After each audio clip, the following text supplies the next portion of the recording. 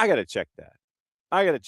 Anyway, it's a Friday, which means one thing. It is a Freestyle Friday, so we start here.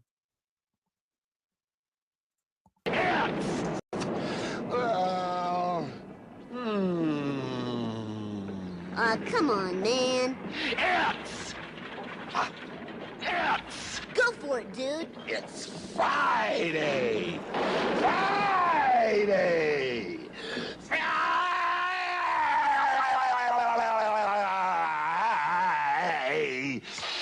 Day. It is, and we got a couple things to get into. We're stacked. I mean, we're probably going to go long. I'll tell you that right now because of everything that we have on the table. And I'm doing the thing here. Hang on just a second. The whole thing about having to change, and let everybody know where things are and all that kind of stuff. So there it is. Come on, where are you? Come on, behave. I don't want to make another post, people. There it is. Goodness gracious alive. Anyway, all right. We're live. We're up and running, but you have to tell the 280 character app separately that you're up and running. So that was where that was. Anyway, Freestyle Friday, we're stacked. Here's the deal. All right. Chris Doran from Columbus Crew, our good friend Chris Doran is going to be coming in here in a second. We're going to hear from Ted Ramey in Opposition Research at some point during the show. He is the play-by-play voice of your San Jose Earthquakes. We get to find out about what's going on in San Jose's universe after their win in week number 1. We'll find out about with Chris Doran what happened with Columbus in week number 1 as they get ready for week number 2. 10 o'clock, Evan Weston from AppleTV is going to join us. He's going to break down his matchup, which is St. Louis City SC and San Diego, the week after he had the purple team in Red Bull. So we'll kind of get Evan's look at his two matchups that he's seen so far. 10:30, Ryan Figert, play-by-play voice of FC Dallas, is going to join us. He's going to talk about their week 1, their team, their week 2. We've got to get into Champions League. We've got to get into the Europa League matchups. We've got some sound from Jose Silva because the twos start this weekend, which is also crazy to think about, where we're in like USL League. I mean, we're in getting ready for a bunch of different things. MLS NEXT PRO is going to be up and running this weekend too. We're going to have that one for you Sunday night with the Revs 2 playing at Burns Stadium in suburban Providence, Rhode Island. And Maddie's going to be on the call for that pregame 7:30. We've got a big sit down with Jose Silva. We'll get you ready for what happened during the season break.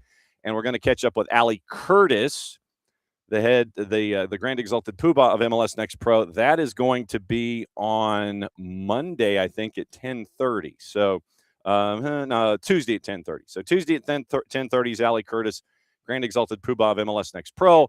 And that's where we are. So we're stacked today. Plenty to get into. But before we get into things, opening kickoff brought to you by Black Pitch Coffee and blackpitchcoffee.com. We start your day with the most important stories in the game, the right way to start your morning. Black Pitch Coffee, part of the SDH community, showing up at events all over Atlanta.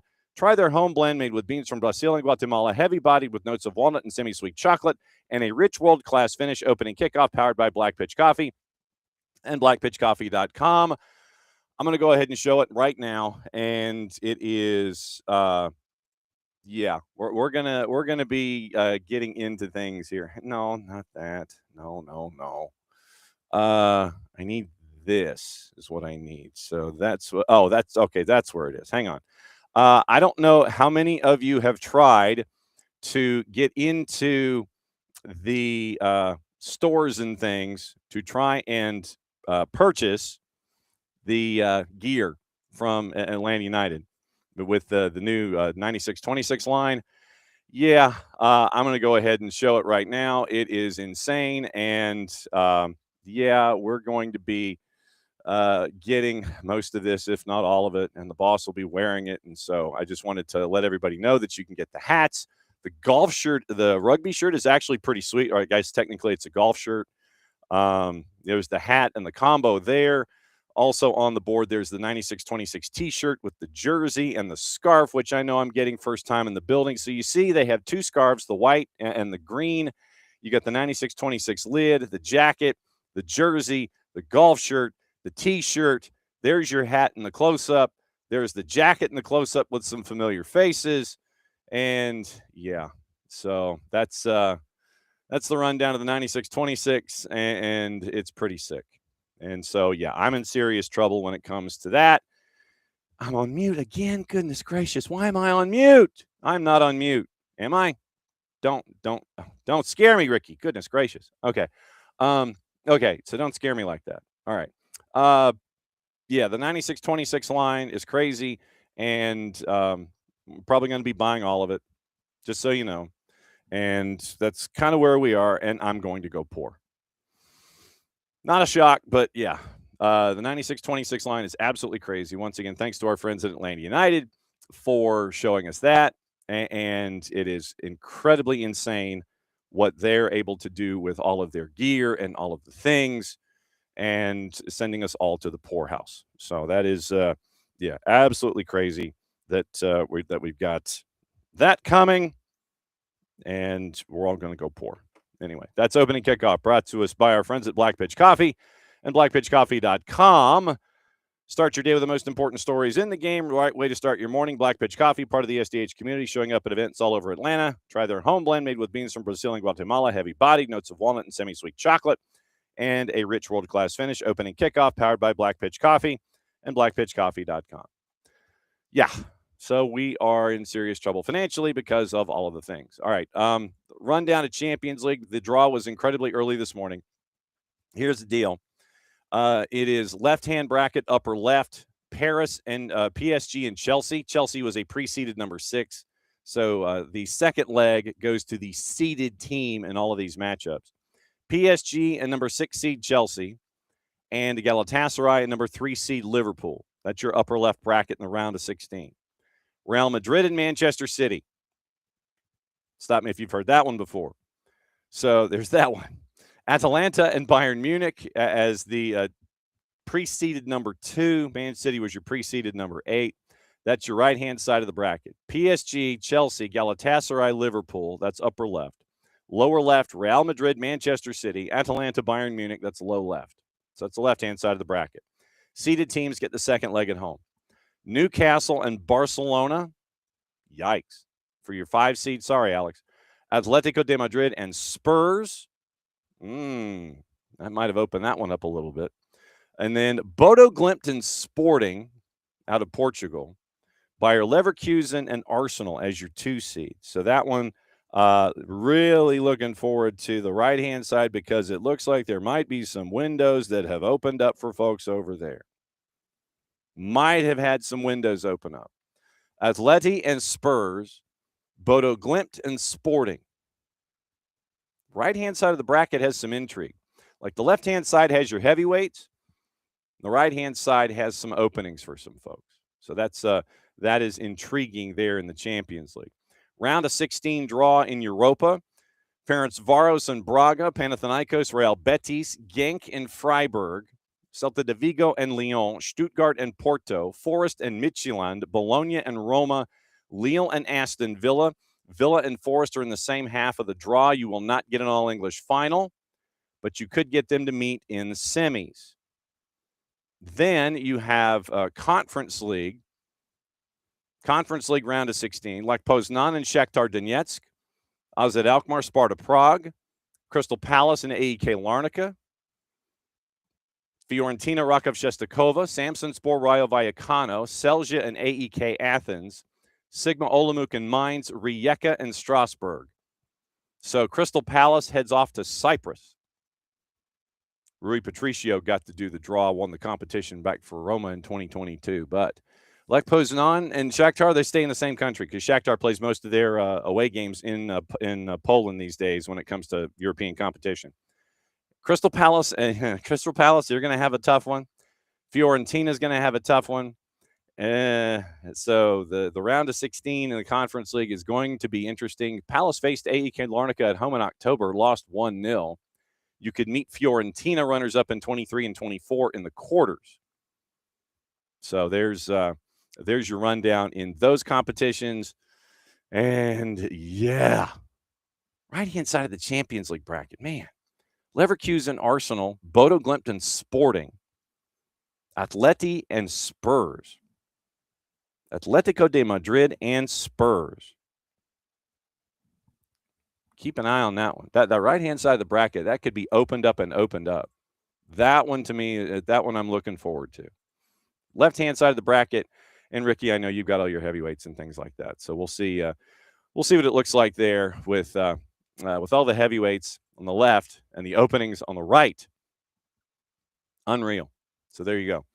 Today's okay. Now, for those of you that play that do the Pokemon thing, if you would please explain the Happy Pokemon Day thing to me. 2/27/26. Is there a number there, or is it just like it's the last Friday in February? You're gonna have to explain that one to me. So, morning, David. Morning, Ricky.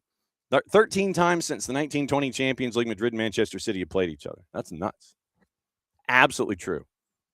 And so there are people waiting outside Sam's for gas. Didn't know that it was 30th anniversary. Okay. All right. Yeah. Okay. 30th anniversary of Pokemon. Okay. Thank you. Because I was wondering, it's like Happy Pokemon Day to all who celebrate. I'm not a Pokemon guy. I'm not like what's his face? Logan Paul, who likes to drop like 7 figures on Pokemon cards after selling all of his Prime energy drink that gives people the agitas. But no, I'm not that kind of wired-in guy. So that is how it's going to look for Champions League round of 16, Europa League round of 16, Conference League round of 16. And once again, that's opening kickoff brought to us by our friends at Black Pitch Coffee and blackpitchcoffee.com. All right. So got a lot to get into, and I'll probably be drifting in and out of topics and the juice boxes and things like that. Like I said, hour number 2 is Evan Weston from Apple TV. He has San Diego and St. Louis City SC. 10:30, we're going to hear from Ryan Figert at FC Dallas about the beginnings of their season. We were once again efforting Chris Doran and his dulcet tones to find out what's been going on with Columbus after their early week, after their week number 1 and the shootout that they had in Portland. And then they're coming to turn around and they came back, then they're going to go back on the road and they're heading to Sporting Kansas City. So it might be too early, and is it too early to have a get right game? Asking for a friend, because you have Sporting Kansas City, and we got to ask Nate McCady about this last week with Sporting Kansas City and just all of the changes that are going on there. It's just absolutely crazy that Sporting. David Lee, you come in as a sporting director, and then you in your opening press conference sit there and you go, yeah, we're going to have like 10 or 12 roster changes.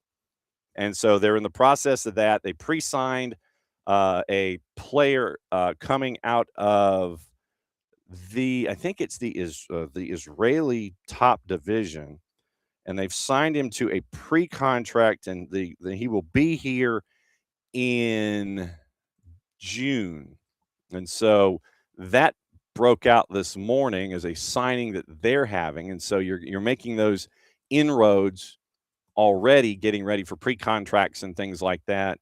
I'm trying to see if that showed up. Where was it in my emails? Because I saw it, and I'm trying to find that email about the pre-contract because I saw it. Here we go. 25-year-old central defender or Blorian signed him to a pre, and following the expiration of his contract, June or the end of May, Hapoel Be'er-Sheva. And so 3-year deal through 28-29, club options for 2 beyond that, 29-30 and 30-31. Going to occupy an international spot pending P1 visa and international transfer certificate. So 25-year-old spent his entire career to date in the top flight in Israel, 186 career appearances, Hapoel Be'er-Sheva, Hapoel Tel Aviv, and his hometown Maccabi Petah Tikva. And so David Lee, quote from him, and Blorian, 38 matches in the Prem when he started in his first year. But a 25-year-old central defender coming from the top flight in Israel is heading over to Sporting Kansas City on June 2nd. So we'll see what's going on with that. Morning, Hutch. Glad that you are in here this morning. Why not? Why? All right. So why don't you want me to do the song? Are you Team Jason here? You don't want me to do Friday? You don't want me to sing it? I get it. I understand. I understand. Okay. I mean, I don't know who's Team Jason and who isn't when it comes to me doing the song. So if you are Team Jason, then just let me know. And then getting into the conversations we had yesterday involving Galarza Fonda, excuse me, and Cristaldo. Then you have, I mean, it might. Ricky asks, interesting that Cristaldo only signed a 1-year deal with Teixeiras. Wondering if that puts him back in the crosshairs next offseason. It could be. We had the dueling reports yesterday involving Matias Galarza and with Cristaldo and Gremio. Cristaldo and Gremio agreed to disagree, and they went their separate ways. And everybody was thinking, okay, so then does that mean Cristaldo would be with Atlanta United sooner rather than later? And then the same day, once the contract was dissolved, he ends up at Teixeiras. And so Cristaldo to Teixeiras from Gremio. Right now, you're looking still at the Matias Galarza, and that's what we got to figure out. If he's going to be Galarza Fonda, or if he's going to be MGF, or if he's just going to be Matias Galarza. So that to me is like the number one question in all of this. Is he going to be MGF, or is he just going to be Matias Galarza? So still wondering about that. And so since we are still wondering about it, let's see if there are any updates involving it as we go. I mean, in 8 minutes, traditionally the way it would go is that you would get something cryptic about 5 stripes don't stop in about 8 minutes. And then would you end up with your elements going forward and trying to figure out, okay, 10 o'clock, what's it going to be? So let's see if we have anything updated. If I could spell. So latest, I mean, the numbers haven't changed since the beginning of the conversation, where it was still $3 million for 50% of the pass, and there's a clause that kicks in on the buy if he plays more than half the matches between now and the end of the fiscal year. So discussion yesterday, he wouldn't be available until the matchup against Real Salt Lake anyway. But if he's available, then you're looking at 6 matches, either 6 out of 12 or 6 out of 11, 5.5 in your roundup. So you are looking like everybody is staying in South America. We got into the long-form discussion about La Página Millonaria yesterday and their 1 million followers on social media. So I'm thinking that they have a lot of folks that pay attention. And La Página Millonaria had said that Galarza had said his goodbyes, traveled to the U.S., and that's where we are with that. But as we sit here, and let me go forward here, I'm going to go and see if there's anything that has surfaced in the last 24 hours. Gallardo is untouchable. Last night, River did win over Bonfield 3-1 in Gallardo's last match as head coach in the Apertura. They cheered him. They cheered Gallardo, but they booed the players. Players beat Bonfield 3-1. Players got booed and whistled off the field, and they cheered Gallardo. And there's Gallardo's post-match presser and all the emotion that was attached to it. And, yeah, it was mandatory viewing, and that's why we had it in Picks of the Week. Thunderous disapproval for the players despite the victory as they were walking off the field. But most of everything yesterday had to do with Gallardo, not anything having to do with Matias Galarza or MGF. So I think we are right now with the numbers that we have and the info that we know from sourcing in South America that Galarza has said his goodbyes and he's working his way north to be a part of things with Atlanta United. Once again, $3 million, 50% of the pass, plays in 50% of the matches between now and the break or the end of the fiscal year. Then the clause kicks in for the purchase, and there it is. So that's the number. Nothing's changed. A lot of the coverage was on Gallardo yesterday, understandably so, but nothing else as I'm scrolling on that particular source about Matias Galarza. So let's put the bookmark there. Gallardo had his farewell, and you're looking at that.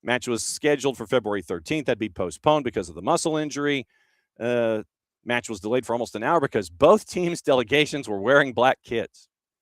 No substitutions were made. They played the match in black, making it difficult to distinguish between the two teams visually. So, yeah, they packed it. Everybody wore black. And I literally don't know. So, Claudine says, luckily he wasn't physically harmed, but it did cause quite a scare. Packed with Inter Milan jerseys, stands erupted with jubilation. Had to be stopped. Several fans running onto the pitch. Two of them managed to reach Messi. First got him to sign a Barca shirt on the back. Second grabbed onto his shoulders, pulling him to the ground when security tried to remove them. 2 minutes of added time. Messi tried to stay put in the center circle. Yes, if that had happened to me, I probably would have been thinking the same thing. So, yes, Messi did not move from the center circle. Oh, boy. Yeah, and if he'd actually been injured because of that, oh, yeah. Yeah, that would have been crazy. Absolutely crazy. So that's good thing it didn't happen. Oh boy. Yeah. Yeah, you don't want that kind of heat. David's like, yeah, it's a good thing it didn't happen in America. Americans didn't hurt we Americans didn't hurt Argentina's World Cup chances. No, you need those stands stacked is what you need. That's what you need. So that's the quick rundown there. Okay. It's like I said, it's a stacked morning, 10 o'clock hour. It is our buddy Evan Weston from Apple TV. He's going to talk his matchup, and then it's going to be Ryan Figert from FC Dallas. But what we're going to do here to lead into everything, we're going to start our preview with opposition research. And with opposition research, that means we go to San Jose, and we catch up with Ted Ramey and find out what's on his mind as Atlanta United is there. They made it late last night, so they're there on the West Coast getting ready for the matchup against San Jose. Yesterday, we caught up with the voice of the Earthquakes, Ted Ramey, to get his thoughts on what the Quakes have done early this year and what they're looking forward to in this matchup. The agents of chaos that traditionally are Atlanta United and San Jose. Here's the voice of the Quakes, Ted Ramey, with opposition research. All right, time for Oppo research. I feel like my political science degree just popped back into my head, Ted. And it's just like, opposition research, one of those political movies, like All the President's Men or something. First question for you: what were some of your larger takeaways out of the 2025 season heading into 26 here with San Jose? So 2025 represented an interesting juxtaposition of various realities because that team doesn't really exist anymore. And that's the hardest thing to really compare to this year, is because you had a great offense, one of the best in the league. You had Christian Espinosa, you had Chicho Arango, you had Joseph Martinez, and now those three players are no longer with the team. And so you thought going into the offseason that, okay, this is an offensive heavy team that needs to improve its defense, but then the dynamic totally changed. So it's hard to really tell you a lot about what 2025 meant as it pertains to 2026. That said, it did usher in Bruce Arena taking over the team, the most celebrated coach in the history of American soccer. He has a vision. I think it obviously changed the way the offseason went, but I think that we learned he was willing to play the young players.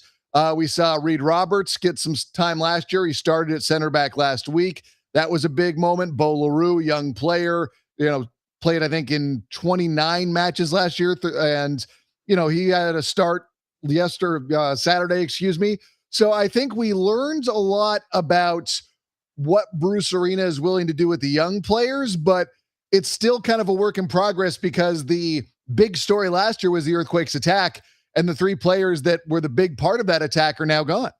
12 exits, 6 entries, and I guess with the fan base, I'll ask it this way. How much of a shell shock was it with the egress and the lack of ingress until somebody walked through gate C last night about 9 o'clock local time? I think that Bruce Arena was not just in a hurry to get signings for the sake of making signings. I think that he liked a lot of what he had in terms of the young players within the Earthquakes and the Quakes 2 system. And I think that he was willing to rely on a lot of those young players to take a big step forward from year 1 to year 2. I referenced A player like Reed Roberts. There's also Max Floriani. We can talk about Daniel Muni. He's going from year 3 to year 4. So I think that knowing his background and the ability to develop young players, especially on the defensive side, was that something that Bruce Arena was going for. I think there's no, greater point to that than looking at Dave Romney, who back in 2015, when Arena was the head coach of the Galaxy, he was in his first year out of USF, and he was the first player to make it from Los Dos up to the first team. And, Dave Romney has now been a longtime stalwart center back in Major League Soccer, and he can play out wide as well as a fullback if need be.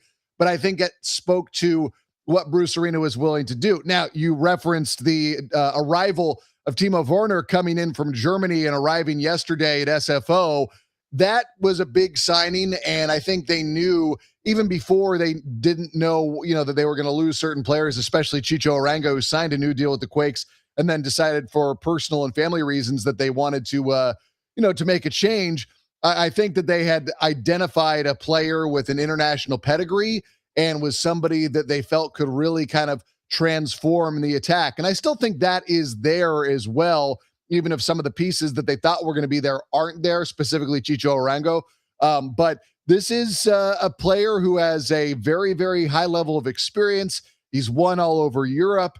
He has played with some of the best players in the world. And so right now I'm really curious to see what he does, especially an Earthquakes team that looked pretty decent offensively in week number 1 and already looked very, very fast. You add Turbo Timo to the mix, and I don't know if he's going to play this week or even be on the roster. That's yet to be determined. But when he is a part of it, I think it just adds another very dynamic aspect of the Quakes attack. When you look at, I'm gonna steal that, by the way, Turbo Timo. I'm gonna steal. It's not mine. It's from Europe, by the way. So I'm stealing it as well. So then I'm stealing it from you, and you've gotten it from Europe. Yes, proper hydration when it comes to safe guesting. We believe that here as well. So is this, trying to draw a parallel? Is this almost like it? And I'd like to know how this came to pass with Timo Werner coming to San Jose, because that's not necessarily you sit there and you make an instant line and go right one to the other. It almost seems like a Thomas Mueller to Vancouver kind of a thing, where you're not under the hot spotlight of the major media market. You're kind of off to the side a little bit. You can kind of do your thing. Am I off there when it comes to how this connection was made? I mean, I don't know if the comparison is the same. Not that you're wrong or off per se. I just know that Timo had not been performing up to where he had been previously. I know there had been some injuries along the way, and he'd kind of fallen out of form. So it's just a matter of Timo having this opportunity, and maybe he felt that going to a place like the Bay Area, like similar to a place like Atlanta, which is a hotbed of a media market, to where that maybe he's not in as bright a light situation, but he can restart his career and be kind of a focal point to be allowed that opportunity to restart their career. And I don't even know if restart the career is the same way. It's just maybe reset is a better way of looking at it. But no one knew going into the end of the last year that Timo was on the Quakes, overall landscape or on the horizon of what they were looking at in terms of players to bring in. I think Bruce Arena knew that he wanted to make big acquisitions to try and change the culture in San Jose. And that's something that he's spoken of, at various moments. So when that name popped up, I believe it was Tom Bogert, who first broke the story about the Quakes talking to Timo, was kind of like, oh, all right, well, this is a big move. And I think that, not to be cynical, God knows broadcasters were never cynical, but it is crazy talk. But it is a World Cup year. There is an international flair. There are going to be new fans who are going to be paying attention to national teams. And if you bring in a guy who has an association with national teams, who comes from Europe, who's played in these big games and big tournaments, fans in San Jose might be able to say, hey, Timo, he's been a big part of that German national team. He's played for big European clubs. I'm now interested in this. The Quakes have a big name, and that helps draw people into the club.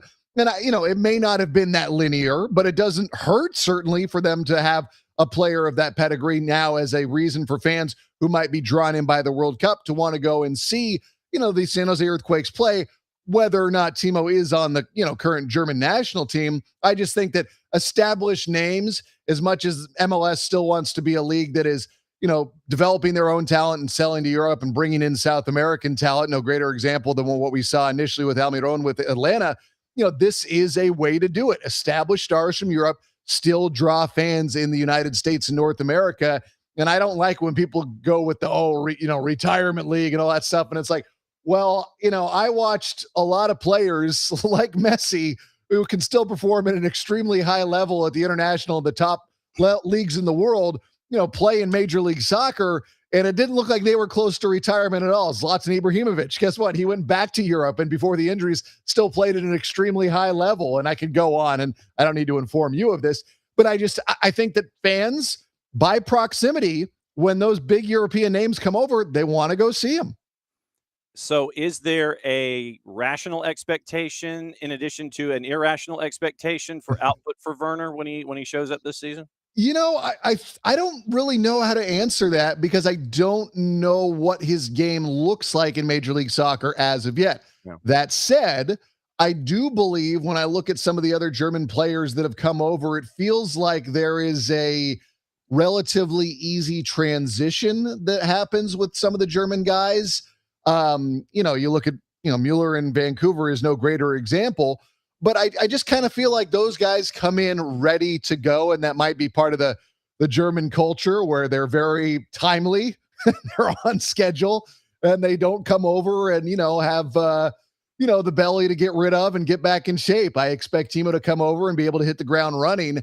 But if I were to be optimistic, I would love for him to be a double-digit goal type scoring guy and provide more, just of that speed dynamic for San Jose. I heard, some people talking about that at certain stages of his time in Europe that he started to have the yips and couldn't put the ball on frame. I have no idea about, things like that. I don't think something like shooting at net versus like what we would think of a shortstop going to first. I think those are two widely different versions of the quote unquote, the yips. So I'll have to see, but if I don't even know if it's, wildly overreaching or, pretty baseline to think that he's the type of guy who could score double-digit goals in Major League Soccer. And if he does that, I think that's only going to improve every other aspect of the Quakes offense because he would provide something to worry about, and that would allow, more opportunities for other guys out there on the pitch for San Jose.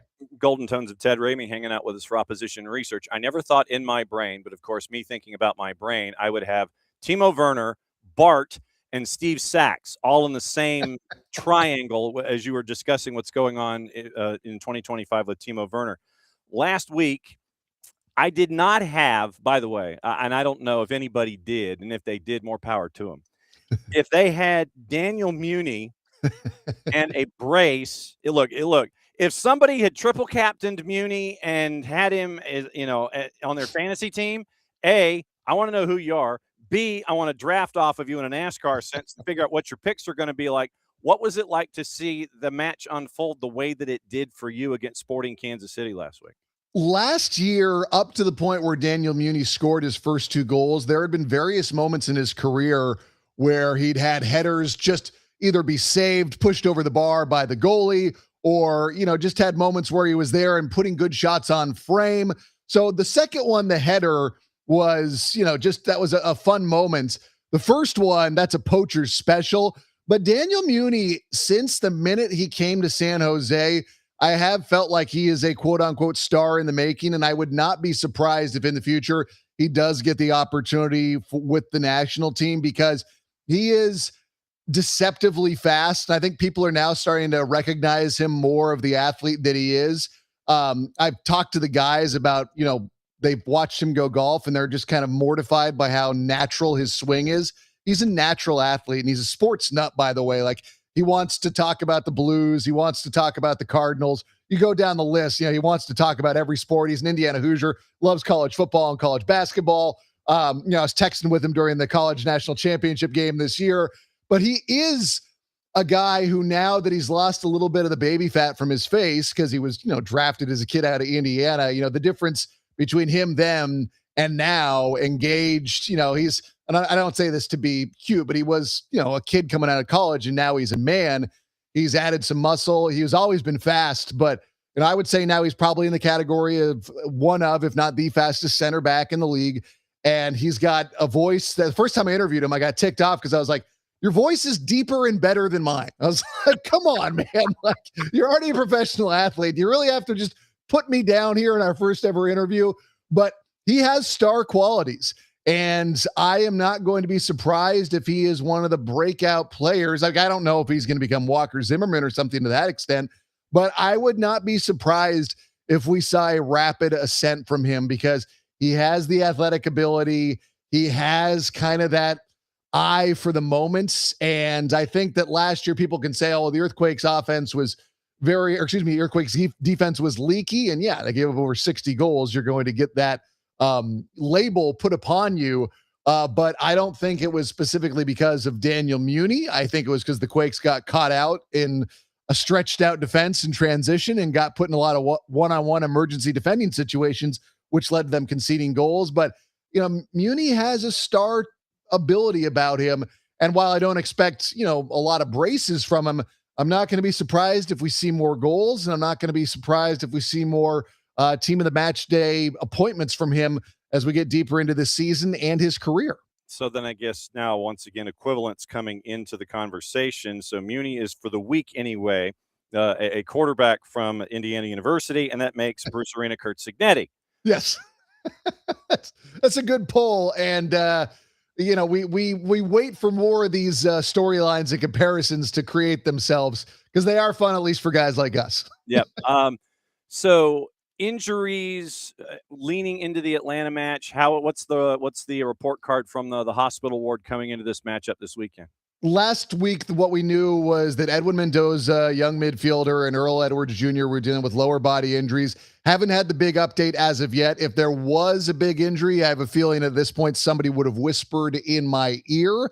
I have not had anything like that, so you can feel like everyone's ready to go. I spoke with Benji Kikanovic yesterday, who was the starting right back for the San Jose Earthquakes on Saturday against Sporting Kansas City. He was stoked and ready to go. He was talking about how fast they are on the wings with him on the right side. DeJuan Jones this year playing on his natural left. Talked about Jamar Ricketts as the left wing. Useni Buddha. You had Timo into the mix. And there's a lot of pace out there, especially Reed Roberts, Daniel Muni, like I was just talking about. So no one popped a hammy out of week one or anything like that. If that's the answer you were looking for. Yeah, and it was very, very Stanley Cup playoffs of you to sit, lower body injury. Okay, I get it. We're already in Stanley Cup playoffs mode when we're talking about injuries. I work for the Sharks too, right? Oh yeah, yeah. Oh, yeah. That's look, man. That's what it says. I noticed this, I think, around 2017, 2018, that the lower body, upper body worked its way into the soccer vernacular. And I was like, really? Are we doing this here now as well? We can't just, because, it's like if you see a guy go shoulder first into the boards, it's like, I'm pretty sure they just separated their shoulder and upper body. It's like, all right, I guess we're playing this game where we can pretend we don't know what the injury is. And now it's snuck into soccer. And, when a guy's running, they grab the back of their leg. 9 times out of 9, that's a hamstring injury. Yeah, that is a lower body injury. Somebody shoots a dart and it ends up, you see the dart coming out of the back of the hamstring. Yes, that is a lower body injury. I would anticipate as much. It's very broadly termed. Yes, and so I'm guessing also that Bruce Arena might have a little bit of something to do with that too. You don't want to give away too much for the opposition coming to town. True. With Atlanta, it is a work in progress. They did not get the full exhibition schedule because of Mother Nature, who always remains undefeated in our proceedings. And so you kind of got to see some building blocks against your first opponent, and you got to hang out around for 80 minutes with FC Cincinnati. I'm intrigued with this because of what you can see from Miguel Almiron, Alexei Miranchuk, now apparently healthy, going up against this young defense. I'm intrigued with that matchup, especially on the left-hand side of the defense for San Jose, going up against the attacking right for Atlanta United here. Yeah, and obviously with Almiron out there, even though he's not the most natural wide player, you have to worry about him coming from the outside in. He's very dangerous. And I will give Atlanta a lot of credit because I think the 2-0 scoreline was not indicative of how that game really played the entire way. I know that Evander goes down with injury and that changes the entire dynamic, but that's 1 of 11. And when did the 2 goals come in? The 72nd and 81st, something like that? Is that? You're in there. Yeah. And it's like, I did not see a team, and I know FC Cincinnati's had great success, pretty much since they got over their rough start in Major League Soccer, and they've been a consistently high-performing team. But I didn't think Atlanta got played off the field or anything like that. The young defender, it's pronounced Baez, correct? Yes, Elias Baez, yes. Yeah, I'm looking to see more out of him. I'm really curious to see how he develops. But one of the things that I'm really curious about with the mentality of this team, and it helps that a guy like Almiron is back, but moving on from Brad Guzan is very hard to do, not just as a franchise icon and, obviously a U.S. icon as well. And I've interviewed him before, and just, one of the all-time dudes. I've never met anyone who has a negative thing to say about him, but in terms of organizing the defense, that's something that he knew how to do as well as anyone. The moral backbone, the fact that he came back ahead of schedule from the Achilles injury, all the things that we associate with him. When that leaves a franchise, it's just like the Earthquakes when Wondolowski left, like that is a change that takes time. It doesn't happen overnight to have that heart and soul of the club. And I'm not, it was difficult when Martinez left the club. I was aware of that, but he was not the same guy after the knee injury. Almiron gets the chance to go over to Europe. No one's going to begrudge him for that. But because Brad had been there for so long and was, just such a pillar of the franchise, I'm just curious to see how the team adapts and changes because there is, nothing quite like that, especially when it's a netminder, like that's a big change for any franchise to make. You bring in Lucas Hoyos to be there with Jaden Hibbert in the battle of A and B. Jaden Hibbert gets the starts late last year. And so now either way, you have the experienced voice with Lucas Hoyos to help Jaden Hibbert in his growth, or have the other be there for the extended competitions and such, the competitions in the week. So we're looking forward to that. Traditionally, when these two teams meet, it is chaos. And yes. You could spell it with a K. I don't care how you spell chaos. It can go either way. Since this is the 10th season for Atlanta United, it is what we refer to as, we've done a thing at SDH on top 10 moments. And one of the top 10 moments I said when we were doing our season preview was Five Stripes After Dark with San Jose, where it was one of the most chaotic matches ever. It ends up 4-3. You have a goal that's called back. You go, and all these kinds of things. Yeah. Are you expecting another round of the Agents of Chaos, or are you open call? Yeah. I've talked about this at length. If you go back to the first meeting at 2017 at Bobby Dodd Stadium, that was another great performance, which, by the way, I know that that's an outdoor stadium, but that's the loudest environment that I've ever broadcast from.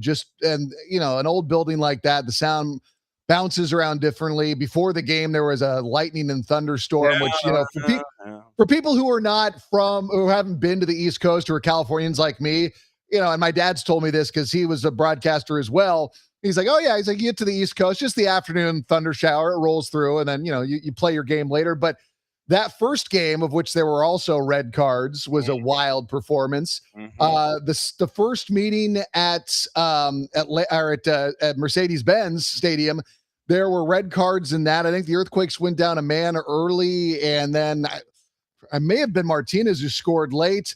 The late goals in 2023, the Quakes take a 1-0 lead in the season opener late into the game, and I love it. I think that when these two teams meet, I always talk about that game you referenced from 2018 where I say, the game where the Quakes went up 4-1 and then lost 4-3. Yeah, I remember that game. But yeah, it was great fun. But back to that first game in 2017 at Bobby Dodd, I was texting the board op during that pregame, and I was in a panicked mood because like 20 minutes before the game, as you know, not the newest stadium in the world there, Bobby Dodd, my internet the line went down. Whoa. Notice I'm saying the line, and I couldn't connect. And then the engineering there did mad work underneath there, just kind of, screwing around with wires. They got me back up because I thought we were going to have to go over the phone or something, reconnected, but I had to text the board up. I was like, I cannot hear you over my headset.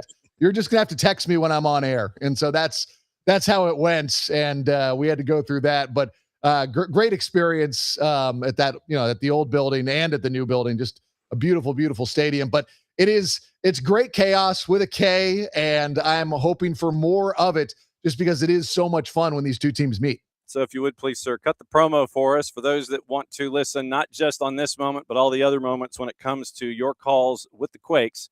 Hit me. So you can go on Apple TV this week where the game will be broadcast and choose the home radio broadcast. You'll be able to hear me and Earthquakes legend Joe Cannon on the call. And you can also go to the website for 810 KSFO here in the Bay Area, and you can stream the call there. And then if you want to follow me on socials, just search Ted Ramey, Ramey. Just look for the bald bearded guy smiling and holding a microphone. It's pretty easy to figure out which one is me. But yeah, I mean, we have a great time calling the Earthquakes games. This is year 13 for Joe Cannon and I together, and we have a great time during every broadcast. And I always tell people that, Major League Soccer is continuing to be an evolving and improving league. Each year gets that much more fun. And if people are curious after seeing that first win for San Jose in week number 1, or a very high-level performance from Atlanta in week number 1, then I think we're in for a really good matchup on Saturday afternoon when these two teams meet. Great to see you, my friend. Thanks for the Oppo research. We will be reaching out all season long. Thanks for dropping by. Anytime. Thank you. Ted Ramey, play-by-play voice of your San Jose Earthquakes. And after we finished up, we got into the whole history. We got into Wando tying it, what was it, about 30 seconds after Atlanta United had a lead at Mercedes-Benz. The Shea Salinas, the Shea Salinas scissor red card. Then you had Wando getting a red from the bench, Matias Almeida getting a red from the touchline in the same match because Wando said a magic word. You had the free kicks from Thiago Almada at Mercedes-Benz, and then the one at the death that was there. So, and then obviously the match where you, as Ted said, they had a 4-1 lead and lost 4-3.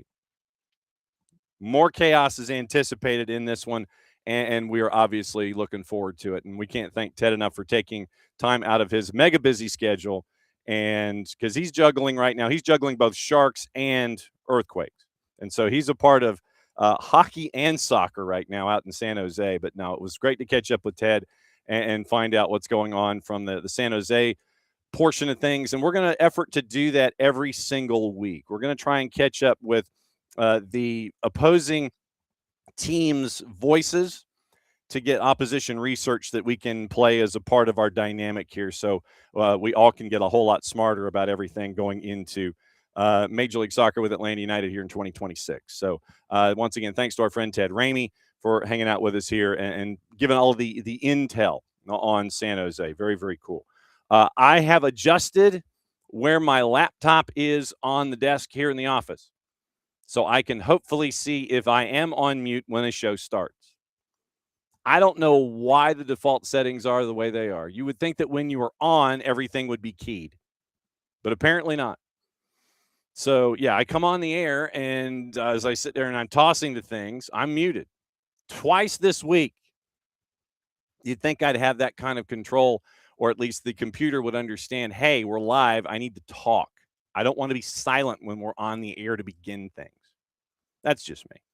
But no, Ted's one of the great personalities here in the league. So if there is ever a home game that you are interested in and you are up late and Atlanta United has played their match and you are still up, dial into Apple TV and catch up with Ted and Joe Cannon. So it's a very, very cool dynamic there when it comes to part of Major League Soccer, one of the great personalities that we have here in the game. All right. Getting into juice boxes, we kind of drifting into that, plus all the storylines and everything. Once again, Evan Weston from Apple TV.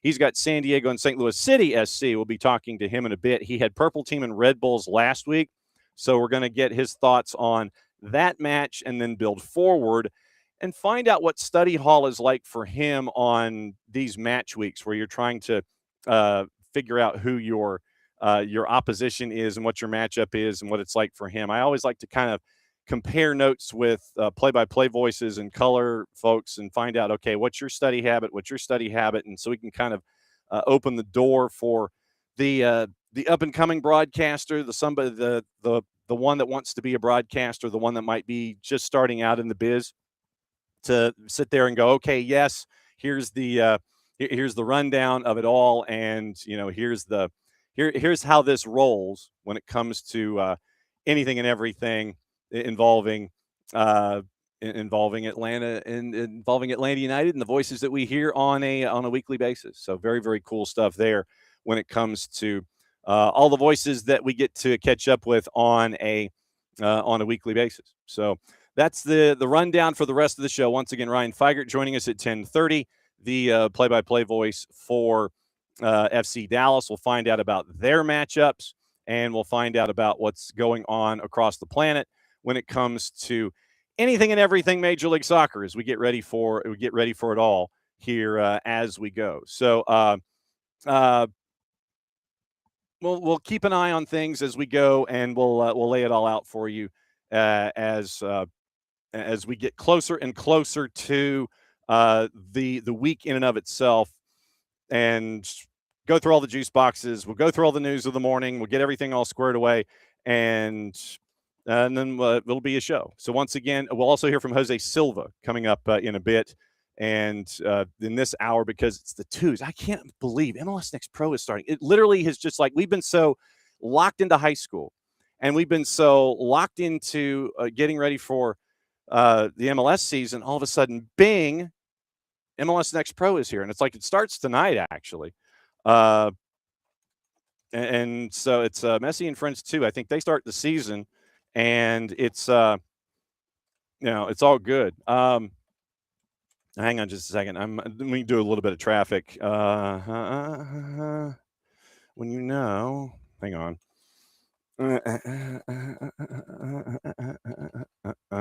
Sorry, I'm sending an email real quick. Sorry,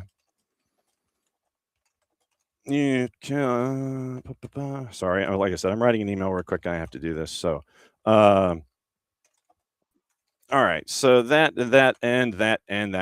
Okay, it is after 10 o'clock, and so this is the time every single week where we catch up with the voices of Apple TV, and we find out what's going on in their brain, how they prepare for matches, what their matchup is, what the matchup was before, and what their matchup is now. And for this, we catch up with our friend Evan Weston, who is no stranger to the morning show. He has been here before. He has survived the Inquisitions, Friday mornings at 10 o'clock.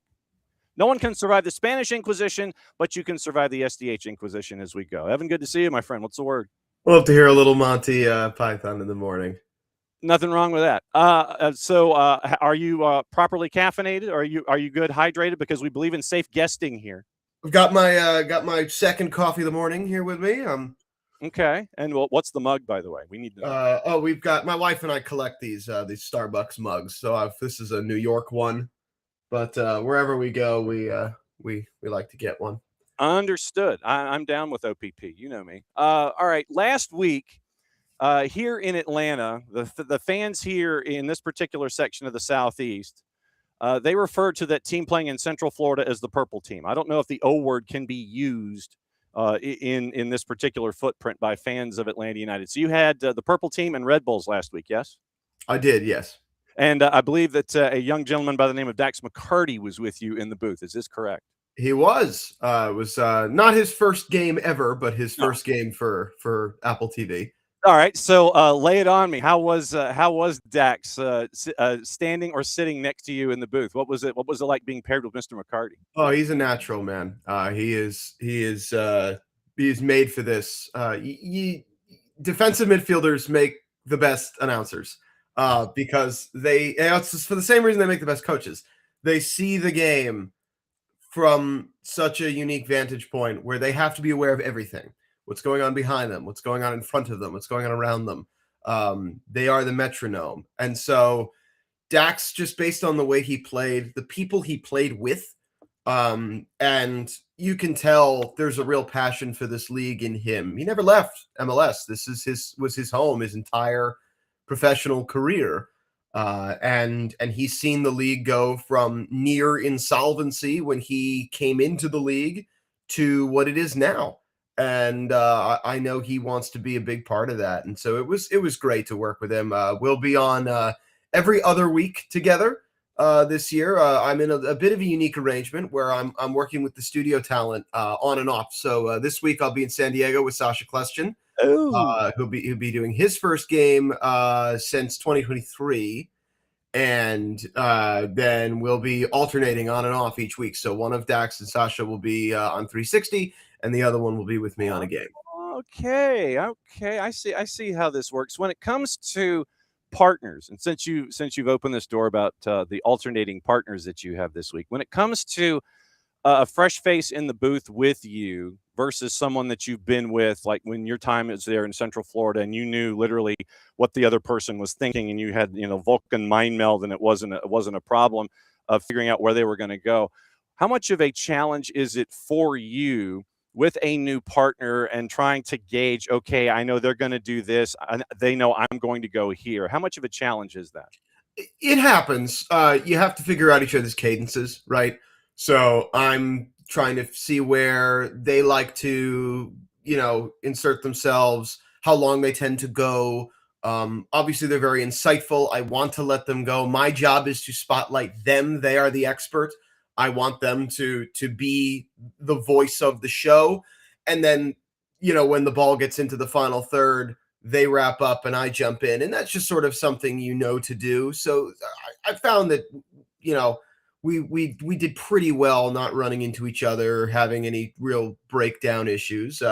You can give some hand signals and things like that. But ultimately it's like anything. It's just reps, right? You sign a new player, the new player needs practice time and reps and needs to get to know their teammates better. And so that's all it is. But these two guys are such pros. They are obviously top talents at Apple TV for a reason. I'm really excited and blessed to be able to work with them. And I'm there for them. Whatever helps them shine and give the best analysis that they can. When you look at the matchup last week, I know that Orlando City, they bring in 3 U22s, all from Brazil. It's a year of transition pretty much when it comes to personnel. Red Bulls come in, they get the Duke. What were some of your takeaways looking at that matchup from last week? Yeah, so last year Orlando opened with Philadelphia at home, and everyone roundly expected Orlando to win the game, and they got blitzed. And Philly just then did that to everybody for the rest of the season and won the Shield. Now, I'm not saying Red Bull's going to win the Shield, but I think they're really, really good. Mike, again, who knew Michael Bradley would be a good coach? Yeah, wow, shocker, right? And for him to bench Eric Maxime Choupo-Moting, who was fully fit, who was ready to go, guy who scored 18 goals last season and who has played at the highest levels that you can play at, for a 17-year-old, and then have the 17-year-old score a first half brace. I mean, that takes cojones, right? That's a serious statement. And we're looking at the lineup before the game. 3 teenagers? What is he doing? Why are you doing it? Okay, no more questioning Michael Bradley. That guy knows what he's doing. They were relentless. They were exciting. Cade Cowell, goodness gracious, 22 years old. That is a grown man. Mehmeti, the 6 that they played, 16-year-old, is going to play for the national team. He's going to Europe in a year or two. A guy we didn't get to talk about enough, but was just completely dominant, was Ronald Donkor, one of their central midfielders. And then you got Forsberg in there, being the babysitter, but he was outstanding. So Orlando was a disaster defensively in the first half. There's no question. Oscar Pareja made multiple changes, changed formations at halftime. They were way better after half. Red Bull got tired in the second half. Orlando were able to attack. They probably should have scored more than the 1 goal that they got. Red Bull then probably should have scored 5 or 6 goals, if not for a phenomenal goalkeeping performance from Maxime Crépeau. Red Bulls had 5.6 expected goals on target in that game, which is outrageous. So, I mean, 2-1 was not really representative of what happened. It was 5-3 was probably more accurate. It was a crazy game, but I'm super high on Red Bull coming off of that game. I really am. Orlando will figure it out. Oscar Pareja is too good a coach. They have too much talent. They might be about to get a lot more talent if some rumors are to be believed. But with Red Bull, I am super high on them. Underestimate them at your own peril. Yes, the Baby Bulls have come out of the blocks and absolutely started swinging. There seems to be, since you opened that door, this DP that a lot of folks know about, and apparently he is on the verge of saying goodbyes, and it's just like, no, I don't want to stay here till June. I want to leave, and I want to go to Central Florida. What do you think having that kind of an individual will do to that offense and to that locker room if it does come to pass? Yeah, so we're talking about Antoine Griezmann, who Tom Bogert reported on Monday is in advanced talks to join Orlando City, which took a lot of people by surprise. Not that he would want to come to MLS, but the specific club. Yes. He had been linked to LAFC forever, but it appeared that door shut when they signed Son Heung-min, and so now it's okay. Where Griezmann still wants to come here. He's mostly come off the bench this year, and he's still Atletico Madrid's leading scorer in all competitions. He's really good. I think he'll be one of the 5 to 10 best players in MLS when he sets foot in the States. I would expect him to have a similar level that Son has with LAFC. They're at similar ages, similar points in their careers. And I think what makes Griezmann a good fit for Orlando is that he's not one of these DPs where you have to cover for him defensively or, hide him and make sure that, you have to put runners everywhere. His whole career, he has done the running. He's played for Diego Simeone his entire life. You don't play for that guy if you don't bust it and defend and have the effort. And Orlando actually plays a more attractive style than Atletico Madrid, in my opinion. But there are times when that team has to suffer in a 4-4-2 mid-block, and Antoine Griezmann knows all about that. I think the potential combination between him and Martin Ojeda, if that's your central pairing, could be devastating. I think they're already going to be a good offensive team. They have issues defensively, no question. And we don't know anything yet about the severity of Wilder Cartagena's injury. That could be a huge issue. Robin Jansen's not expected back until sometime in the spring. They have a real issue going on at center back, and left back. So there are problems there. There's no question. But I think he would give them the ability to maybe lead the league or at least be right up there with Miami and teams like that in goals. I think they were 5th in the league in goals last year without Antoine Griezmann. So you put this guy into that team, I think they're going to be must watch. And I think it's so huge. It would be so huge for the city and for the organization. Kaká put them on the map, right? And the fans made it happen. It was a true grassroots team, but Kaká was what put them on the map nationally and made people know who they were and was an incredible ambassador for the club.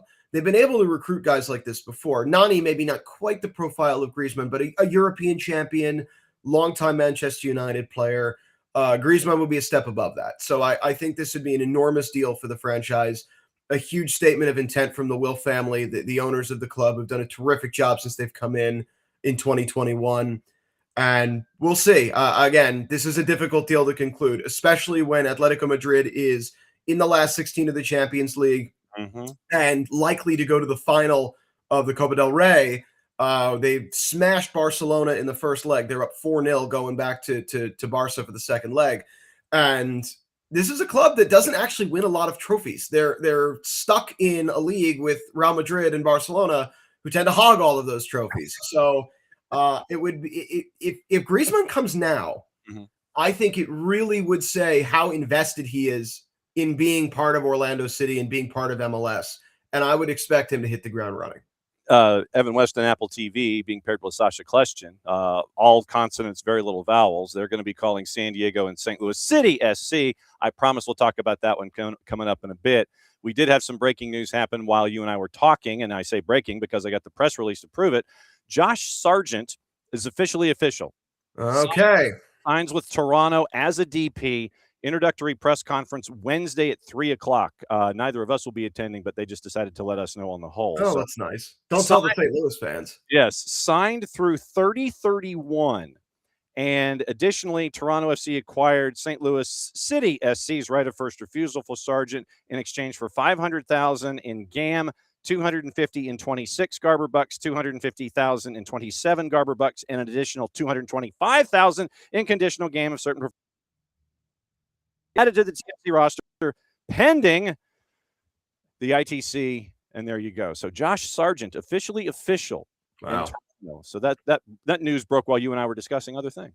St. Louis getting 725,000 in GAM because they were able to put Josh Sargent on a list 3 years ago is so Tom Bogert actually had a little context to that is a one-off thing because MLS got rid of allocation order when St. Louis came into the league. Right. And they were allowed to pick one player in the world to be their guy, and they picked Josh Sargent. So this is a one-off.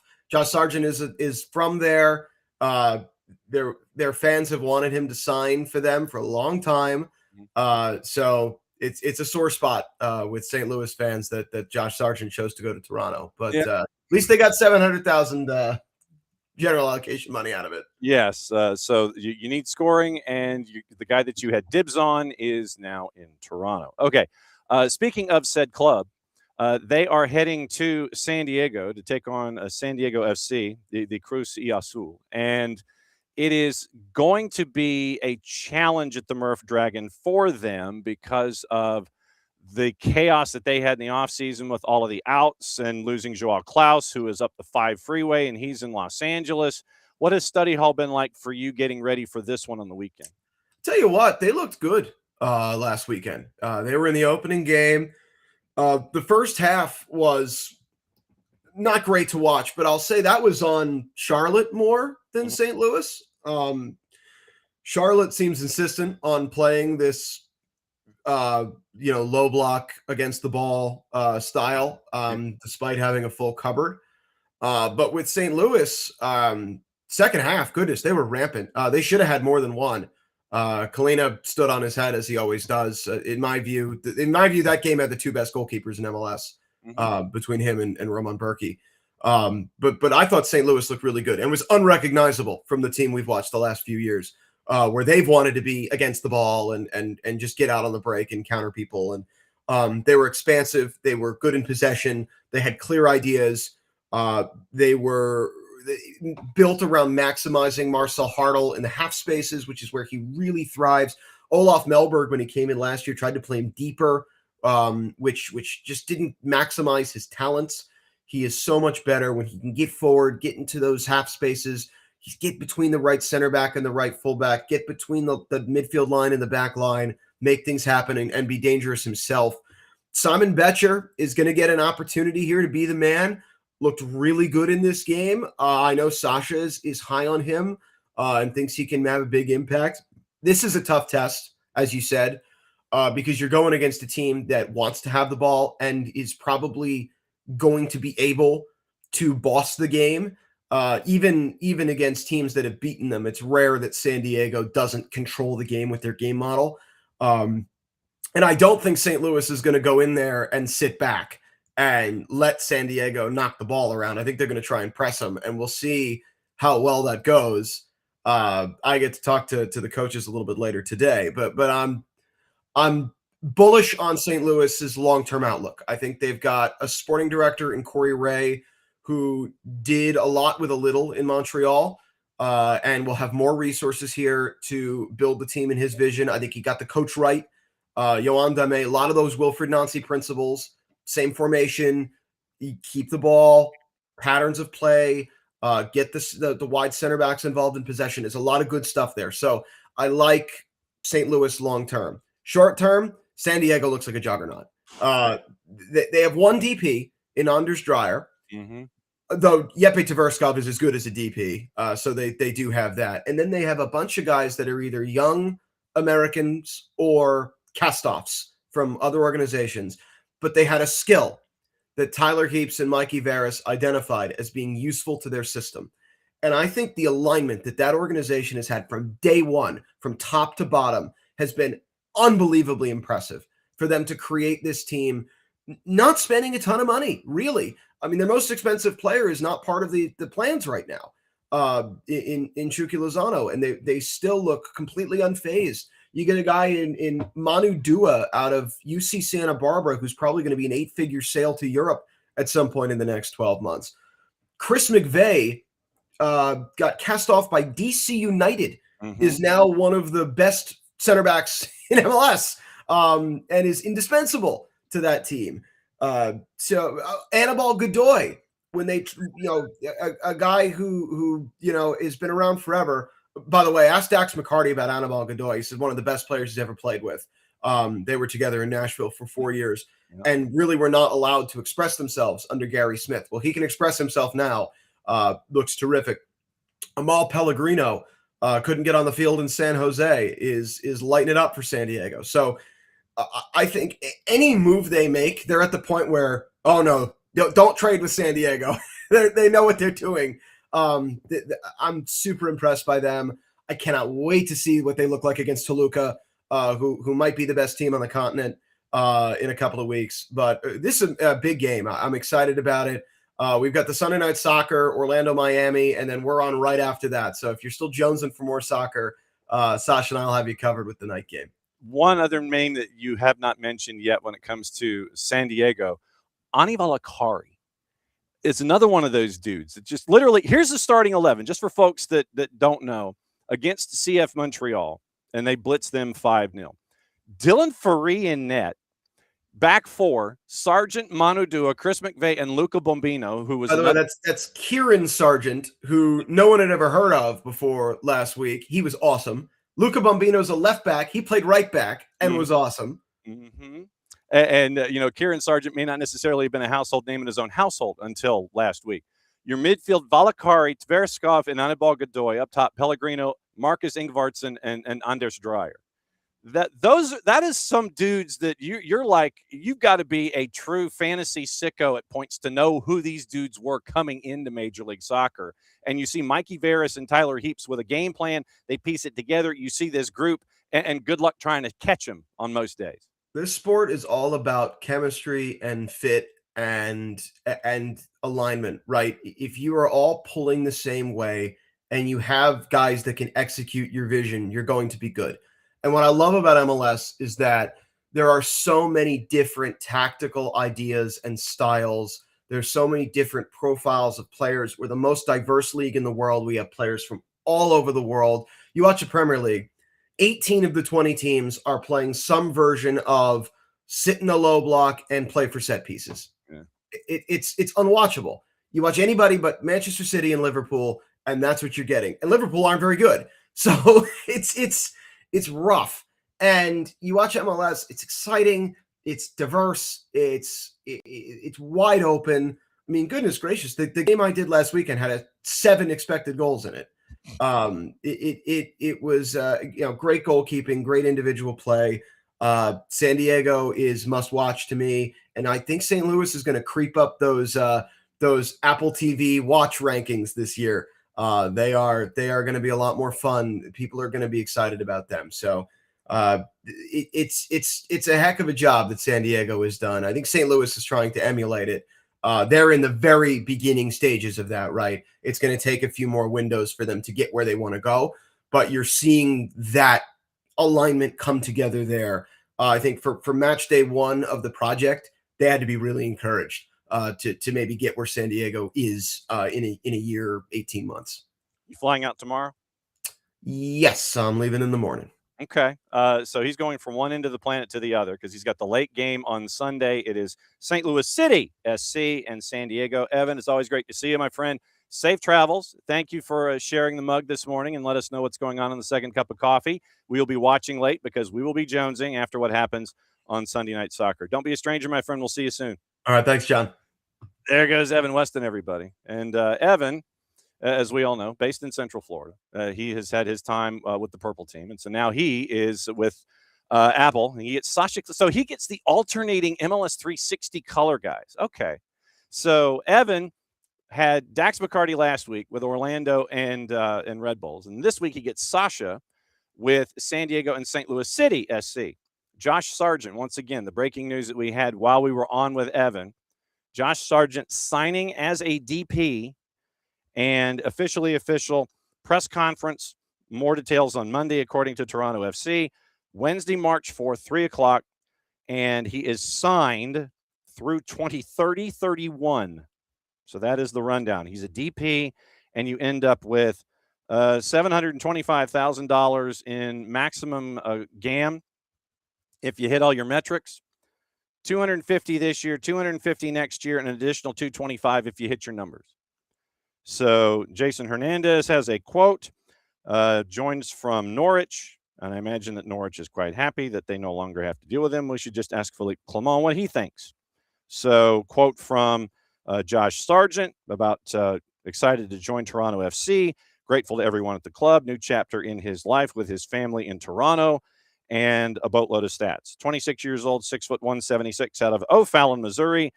Josh Sargent from Norwich to Toronto FC. So that's your big news of the morning there. Okay, coming up in a handful of minutes, Ryan Figert, your play-by-play voice of FC Dallas, and we will catch up with him and find out what is the latest when it comes to FCD. So it's going to be a fun time catching up with Ryan coming up in a sec. Let me go through juice boxes quickly and let you know where we are with all of the intel. 2:30, we have two 2:30 matches. Fire in Montreal, Chicago Fire. If you missed the interview with Max Anderson, you can catch up on the network. It's on all of the podcatchers, all your favorite podcatchers. Set your notifications. You got the intel from Max Anderson on Chicago Fire. They're a -172, hosting CF Montreal, who's a +430 after they got blitzed and had 5 scored on them by San Diego FC last week. They now head home, and they now head to Chicago for the early game Saturday afternoon. It's going to be cold. From what I understand, it's going to be like in the 30s maybe for this game at Soldier Field. Anticipate a lot of wind. Red Bulls and Revs. Revs are a +350 dog. Draws a +300. Red Bulls are a -130. 4:30, 2 games. Colorado is a +120, hosting Portland, who's a +210. Your draws a +260. Minnesota United, the other frigid game. And I mean that like literally because, look, when the Weather Channel's focusing on it and they're saying it's going to be in the temps in the 20s and possible snow, it's a cold game. So Chicago, cold. Minnesota, cold. I know that shocks you in late February in the upper Midwest. Minnesota +110, FC Cincinnati, who played most of their kids in the midweek against ONYFC. They're a +220. I don't know why. And your draw is a +275. I like that number. Then 7:30, you have 2, which means 7:40. RSL hosting Seattle at Rio Tinto. RSL's a +188. Seattle's a +145. If you missed our discussion with Nico Moreno yesterday about Seattle heading into this matchup, you can catch that once again either on the YouTube channel. You can just shuttle through to the last half hour of yesterday's show, or go on your favorite podcatcher, listen there with our conversation with Nico. Seattle +145 on the road. RSL's a +188. Draws a +250. San Jose hosting Atlanta on the minus side at a -110. Draws a +290. And Atlanta United is a +260. Thanks to Ted Ramey for dropping by in hour number 1. 8:40, we'll save this one because it's FCD and Nashville. We'll catch up with Ryan in a couple of seconds here. Houston and LAFC at Hell in a Shell. Is Houston for real? We'll find out. They're a +240, hosting LAFC at a +110. Draws a +280. Sporting, Kansas City, and Columbus Crew. Sporting is a +275. Crew is a -118 on the road, probably as they should be, considering how Sporting looked last week. Draws a +300. Late games, it is 9:30. Vancouver and Toronto. Vancouver a -213. Toronto's a +550 on the road. Draws a +375. LAG at 10:40. Kick is a +110, hosting Charlotte, who's a +225. Draws a +275. Belated happy birthday to the longtime voice of the LA Galaxy, Joe Totino. Sunday, you have games that do not interrupt one another. Very La Liga of Major League Soccer, and we appreciate that very much. We'll get into theirs in just a second, but the game we're going to talk about now, 8:40 Eastern kick, FC Dallas and Nashville SC. FCD is a +200, draws a +270. Nashville is a +1.25, and for that, we get all of our intel. Our first question for you, Ryan, where is our friend EP? Where is Edwin Pintor? Oh, I'm hiding out in the closet to stay away from him. I didn't want him to jump up in the background and distract us. So, how's it going, John? It's going well, sir. It's great to catch up with you for the first time here in 2026. And I want to get into the game a little bit later. I want to kind of build to it. I want to go through 2025, educate everybody on the lessons from that. And then we'll go to match week last, and then we'll get into Nashville, and that'll be the rundown here for you this week. So out of 2025, what stuck with you about last season that you brought with you in an informational sense that was getting you ready for 2026? Oh, I mean, 2025 was a tale of two seasons. It was a very unique one where we had the Lucho Acosta experiment for the first half of the year. When I last came on the show, we were previewing a game against Atlanta, and obviously that was, the exciting headline was that Lucho Acosta was coming, and the combination and the potential with Petter Musa and that duo. But it just never really clicked, and the team never found a tactical identity that was able to accommodate, the negatives of Lucho Acosta, which is, he's not going to run against the ball. He's not really a part of the team concept. He wants to dictate it and for it to all go through him, which, we've seen that can work in Cincinnati when you build a great structure around him. But it just didn't work with his time in FC Dallas. And for that, it ended up being a short time with FC Dallas. And he was gone by the summer, sold down to Brazil. And, by all accounts, he's doing well down there. But the team also here improved massively ever since Lucho Acosta and the squad parted ways, built it around Musa, changed the shape, went to more of a two-striker formation to allow Logan Farrington, our third-year striker now, to come into the lineup alongside Musa, and those two have just really blossomed as a duo up top,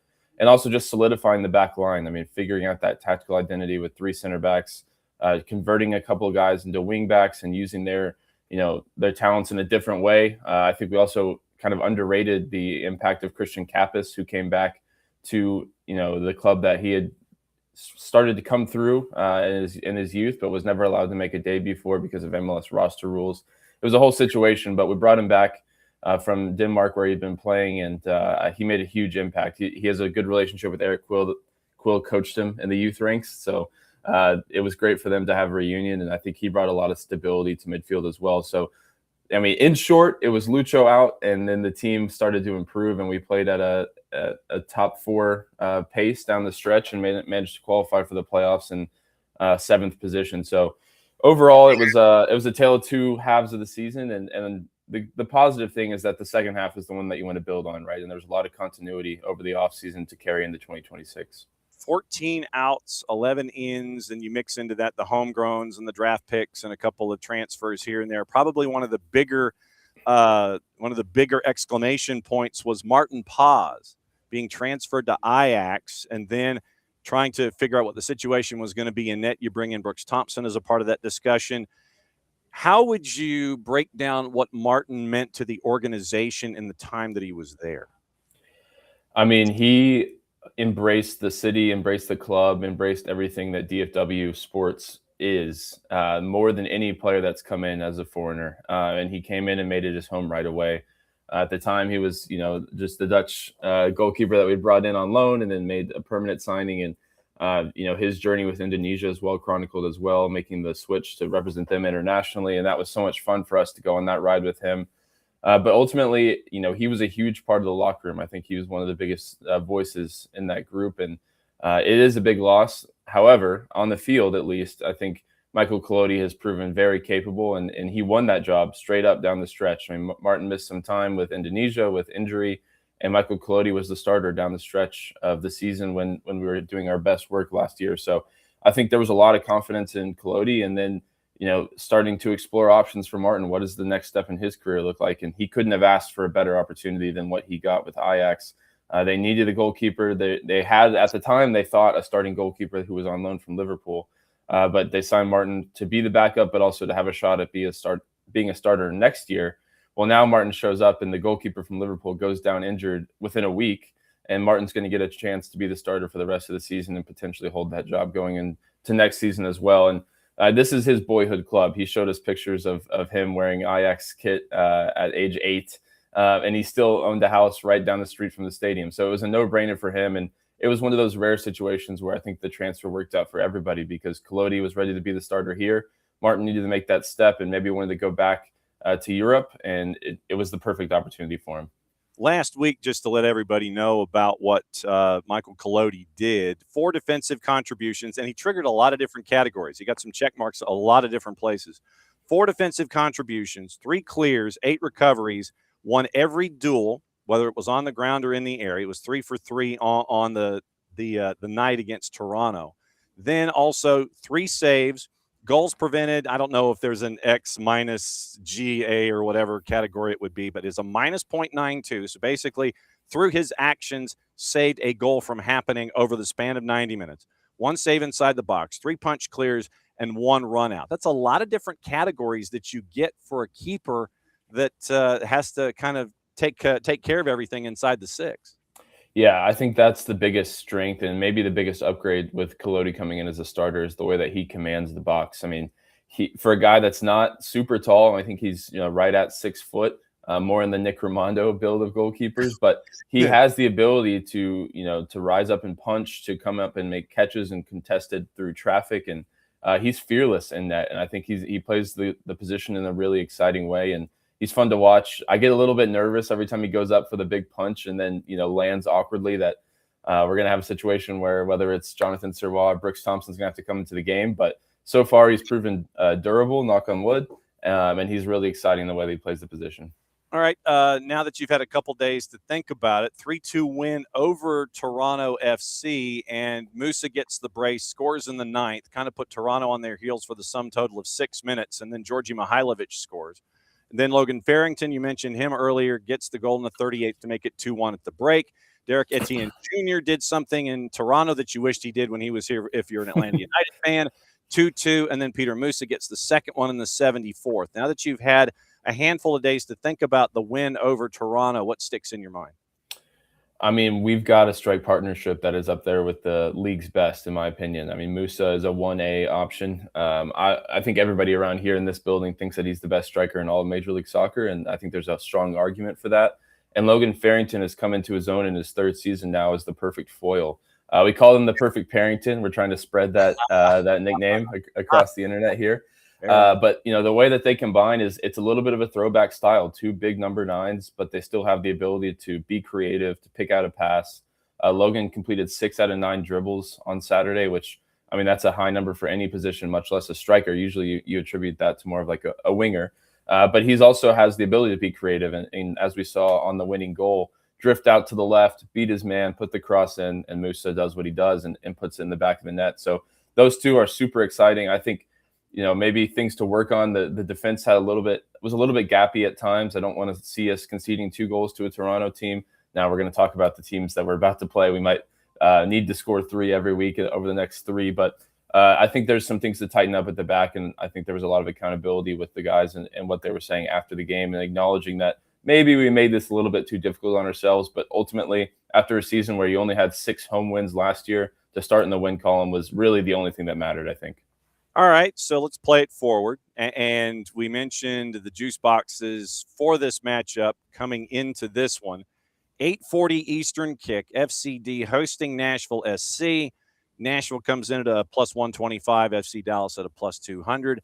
Nashville, I have heard that they are not too bad about putting the round thing into the netting behind the opposite. That way. So challenges, what has study hall been like, and what's it been like from Eric Quill and FC Dallas getting ready for Nashville? Totally different proposition this week, I think, not just in terms of the way they play, but the quality that they play with compared to Toronto. Toronto, obviously, adding Josh Sargent today is going to get better, but we were not playing the finished article in terms of Toronto FC on week 1. Nashville, though, looks like they're set to win now. Obviously, they just blew out Ottawa over 2 legs in Champions Cup. They blew out New England in the opening day. They've scored a ton of goals, so they're coming in riding a high. I think there are some vulnerabilities at the back just because they're betting in some new guys, a new starting goalkeeper, a new left center back. But ultimately, that high-flying attack, Espinosa being added to the duo of Surge and Mukhtar, is it's up there with the league's best, and they've already shown some good chemistry together. So they're going to have to be, as Shaq Moore told us, they have to mind their P's and Q's at the back this week for sure. Might have to mind P, Q, R, and S when it comes to Nashville and what we've seen. What is and I know that, and okay, I'll go ahead and get into the stadium discussions. I know that when folks are looking at Toyota, when they're looking at it from your perspective in the press box and they're seeing all the construction going on, for folks that may not necessarily know about the full project, what's going on there at Toyota as a part of renovation, expansion, et cetera? What is all that construction that we're seeing on a game by game basis over there? Yeah, it's we're in year 2 of the process now. It's a $200 million renovation of the stadium to add a canopy roof over both sides. If you can go to Toyota Stadium, newtoyotastadium.com, there's a ton of renderings of what it's going to look like, but it's going to look unbelievable. They're adding the longest video board in all of Major League Soccer. That'll be a part of phase 2. So there's a ton to be excited about from a stadium standpoint. Right now, obviously, we're living through some growing pains with only having half capacity, but it was nice to show up for the stadium for week 1 and to be able to see that the roof structure has gone up and see the progress, because a lot of that early progress is laying foundations, putting in plumbing, and stuff that you don't see. And it looks like we're just playing in a construction zone. Now it looks like, okay, we can see the vision of what we're selling here in terms of the final product. The roof looks great, new lighting, new speakers, really elevated the game day experience for week 1. And it's just got me more excited for what it's going to look like. For those that don't know, the process is basically a year and a half, which we're in the tail end of, renovating that side. And then all the fans are going to flip over to that new side, enjoy that new side while they do demolition and then reconstruction of the near side where the press box is and where the cameras are right now. So it's a 2-phase situation, but right now we're in the tail end of phase 1, and it's exciting to see what it's going to look like and start to imagine. Okay, so then this time next year, you're going to be in the club level getting all of the great food. Is that how this plays out when it comes to the press box flip? Press box, your guess is as good as mine. They haven't told me yet, but hopefully that sounds great to me. Coming into this matchup, I know that we talked about Musa, we talked about Farrington, we talked about Michael Collodi. Give me someone that is not one of those A-list conversation points, kind of the below the radar dudes, that if Eric Quill's game plan against Nashville is working the way that he wants it to, and game plan in general, probably week to week, give me a dude below the radar that we can watch in this matchup and sit there and go, I heard about this guy. He's navigating things the way that FC Dallas needs for them to be successful. Who's that second level dude we need to focus on? Particularly this week, it's going to be Osaze Aragide, who I think I mentioned to you early last season as well. Just maybe, the most talented center back that this club has ever had, up there with Matt Hedges, I think, who's one of our all-time greats.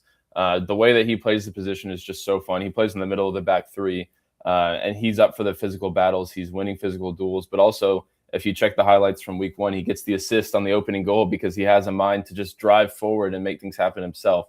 So I think if we're going to be able to slow down Mukhtar and Suraj, it's going to be because of him. A couple other names I would shout out is Herman Johansson, who's one of our new additions. He's playing right wing back, 6'3" Swedish guy, streaking down the right side the entire game, but didn't have a ton of joy against Richie Larea in week 1. I mean, Richie Larea is a quality player, and I think Johansson got the rub of a couple bad calls, unfortunately. And I was going to say, did Richie fall down with? Oh, he did. He did. Just checking. More than once. I think he drew 5 fouls in a game or something crazy like that. So I think I'm excited to see what Johansson looks like in week 2 now that he's kind of adjusted to the way the game is called. He's got so much speed and ability to get up and down the flank. He's coming off winning the Swedish title with Mjällby, who was a sort of Cinderella story out there. But he was a big part of that team. And so he's been a great addition, and I'm excited to see him get to his best. And we might see a debut as well for our other sort of bigger signing this window, which was Joaquin Valiente, Uruguayan number 10, who's now got his visa and he's eligible to potentially play. So that's exciting as well. All right. Hit the promo for me if you would, sir, and let everybody know how they can pay attention to you, not just this week, but everything else going on with FCD that we need to know about all season long. Yeah, FC Dallas Radio Network. We post all of our podcast post-game shows, the FC Dallas Agenda podcast, which is our weekly episode. Those go out on Spotify, Apple, wherever you find them. Just search FC Dallas Agenda. Search FC Dallas Radio Network. And then we also do the games as well. I think we like to push people towards YouTube, where we do what's called the Burncast, sort of our live look into the booth and the ability for you to drop comments and get involved in the discussions and sort of, have that experience. So tune into the Burncast, tune into the FC Dallas Radio Network all season long, and we got you covered. How is the Burncast, by the way? What's the feedback like on that? It's been good, man. It's exciting. We've seen growth. We sort of modeled it off of a few other teams that had started streaming their games on YouTube. LA Galaxy, I think, was the main one. But we wanted to elevate the experience, so we brought in the booth cam. We brought in sort of an overlay with a scoreboard. And we've kind of made a concerted effort to talk to people through the comments and to bring their thoughts into the halftime show, the post-game show. And I think it's got people excited. They enjoy being a part of it. So hopefully it continues to build. Good deal. Keep us posted on that kind of thing too, because imitation is a sincerest form of flattery. Ryan, Absolutely. thanks again for dropping by. Go get your second cup of coffee, I think, or go get some brunch or something. Have a good call this weekend. We'll be catching up with you all season long. Thanks for dropping by. Yes, sir. Thanks, John. There we go. And that's the FC Dallas perspective. Ryan Figert, play-by-play voice of FCD. Just to give you some intel on FCD really quickly and what their offseason was like, here are just some of the outs. It was Sebastian Leggett out. It was Carl Saint to El Paso Locomotive. Alejandro Urzura out. Martin Paz out. Paxton Pomykal was bought out just before the season happened. So that was probably one of the larger names in there, that Paxton Pomykal was bought out before the season started. The ins, Ron Benjamin, U22. Ricky Lewis was drafted by FCD, and then that was out of Georgia Southern in the Super Draft. You mentioned Herman Johansson transferred in from Mjölby. You had a couple of homegrown signings. You had Jonathan Sirois come in. You mentioned Sirois as a part of the goalkeeping cadre to go with Collodi. So Sirois comes in from CF Montreal up to $350,000 in GAM. Joaquin Valiente, the 10, transferred in from Defensor. And then Brooks Thompson loaned from Lexington SC to FC Dallas. And so those are the ins and the outs. Right now, they are on the 2 and 4 plan, so they have a DP slot available. Peter Musa is their only DP. So their U22s are Patrickson Delgado, Kike, Ron Benjamin, and Giovanni Jesus. They've got, a little over $4 million in GAM if they need to go and they want to try to bring in another DP. Right now, after that win, they've got their first 2 at home, 4 of their first 5 at home, by the way. And it is an opportunity for Eric Quill to make to get some elbow room in there early. You've got Toronto, you got Nashville. You get past Nashville, then you go to LAFC. Then you're at home to San Diego. Then you've got a little Copa Tejas with Houston. I now reserve my comments because that's a tough opening 5, even though 4 of the first 5 are at home. So that's your rundown of FCD looking into 2026. And it's always great to catch up with Ryan and find out what's going on. Okay, Sunday. Austin and DC United's at 230. Austin's a minus 108. Your draws a plus 250. DC United, can they repeat what they did last week against Philadelphia? Don't know. They're a plus 300. Same for NYC, by the way, who get to just travel down the turnpike to take on Philadelphia, who's a minus 105. No Ezekiel Alado because of the red card he picked up in the game against DC. And the draw, once again, a plus 250. So basically, the Juice Boxers thought that the Austin DC United match was about the same as Philadelphia and NYC. Who knew? 7 o'clock, which is basically 7:10. We mentioned the numbers on Messi and Friends and the Purple Team. Right now, it's a plus 120. Purple Team's a plus 200, and your draw's a plus 290. Evan Weston's game, San Diego FC and St. Louis City SC is San Diego a minus 159. San Diego's a minus 159 at home, understandably so. And St. Louis City is a plus 400. Your draw is a plus 333. We do have ref assignments for the matchups. So here we go with the ref matchups on the weekend. And it is for Chicago and CF Montreal at Soldier Field. Eligio Adeguin is in the middle. Andrew Bigelow, Nick Balser, your ARs. Pierre-Luc Lozier is your 4th. Kevin Stott, Mike Kampmeinert are upstairs. Red Bulls and Revs. Ricardo Montero Araya is in the middle. Mike Nickerson, Johnny Facchini, Guido Gonzalez is your 4th. Jeff Gamble and TJ Zablocki are upstairs. Colorado and Portland. Jair Marufo, man in the middle there. Corey Rockwell and Adam Garner, your ARs. Alexis De Silva is your 4th. Caroline Chenard and Craig Lowry are upstairs. Minnesota United, FC Cincinnati. Marcus de Oliveira is the man in the middle. Jeremy Hansen, Oscar Mitchell Carvalho, your ARs. Philip Dujic, however, is your 4th. And Edvin Jurasevich and Tom Felice are upstairs. RSL in Seattle. Tori Penso is in the middle. Walt Heatherly, Eduardo Jeff are your ARs. Alan Chapman is your 4th. David Barry and Robert Schapp are upstairs. We will do research on this on the flip side of all the announcements of the cruise. Ricardo Fierro is the man in the middle for San Jose and Atlanta United. Chris Elliott, Stephen McGonigal are your ARs. Timothy Ford is your 4th. That'll be interesting conversation among Tata, Timothy Ford, and Bruce Arena. Jorge Gonzalez and Matthew Rodman are upstairs. FC Dallas Nashville, Sergi Boyko is the man in the middle. Ian McKay, Ben Pilgrim, your ARs. Rubiel Vasquez is your fourth. Jeff Gamble and Joshua Patlak are upstairs. John Freeman, no relation, is for Houston and LAFC at Hell in a Shell. Nick Uranga and Rhett Hamill are your ARs. Armando Villarreal is your fourth. Carol Ann Chenard and Craig Lowry are upstairs. Sporting and Cruz, Sergei Demyanchuk is the man in the middle for that matchup. That'll be interesting.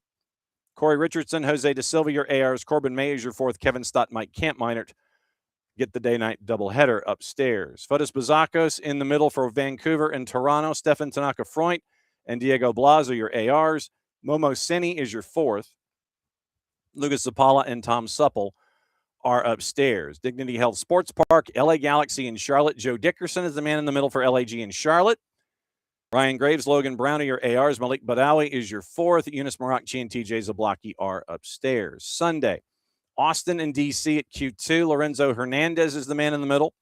Callie Smith, Kevin Locke, your ARs. Elton Garcia is your fourth. JC Rivero and Tom Felice are upstairs. Chris Penso gets Philadelphia and NYC. Catherine Nesbitt, Eric Weisbrod, your ARs. Luis Diego Arroyo is your fourth. Daniel Radford, Jonathan Johnson are upstairs. Purple team and Messi and friends. Ismail Elfath, this was a good call. Ismail Elfath in the middle. Corey Parker, Jeremy Kiso, your ARs. Rosendo Mendoza is your fourth. Edvin Jurasevich and Kyle Atkins are upstairs. Drew Fisher gets San Diego FC and St. Louis City. Michael Barwagon, Leas Arfa are your ARs. Victor Rivas is your fourth. JC Rivero and Jonathan Johnson are upstairs. So now that we know who the crews are, let's go into our ref analysis. So, summary referee statistics. Okay, so referee statistics in 2025. Yes, except those pairings. Okay, so ref statistics. So, looking at the rundown of who's in the middle. For Atlanta United and for San Jose, it is Ricardo Fierro. So, Ricardo Fierro last year was in the middle of the pack. He had 17 matches in the middle last season. 17 matches in the middle, 13th in fouls called, but, and I say but, according to Who Scored, he was fourth in fouls called for center refs that were in double digits.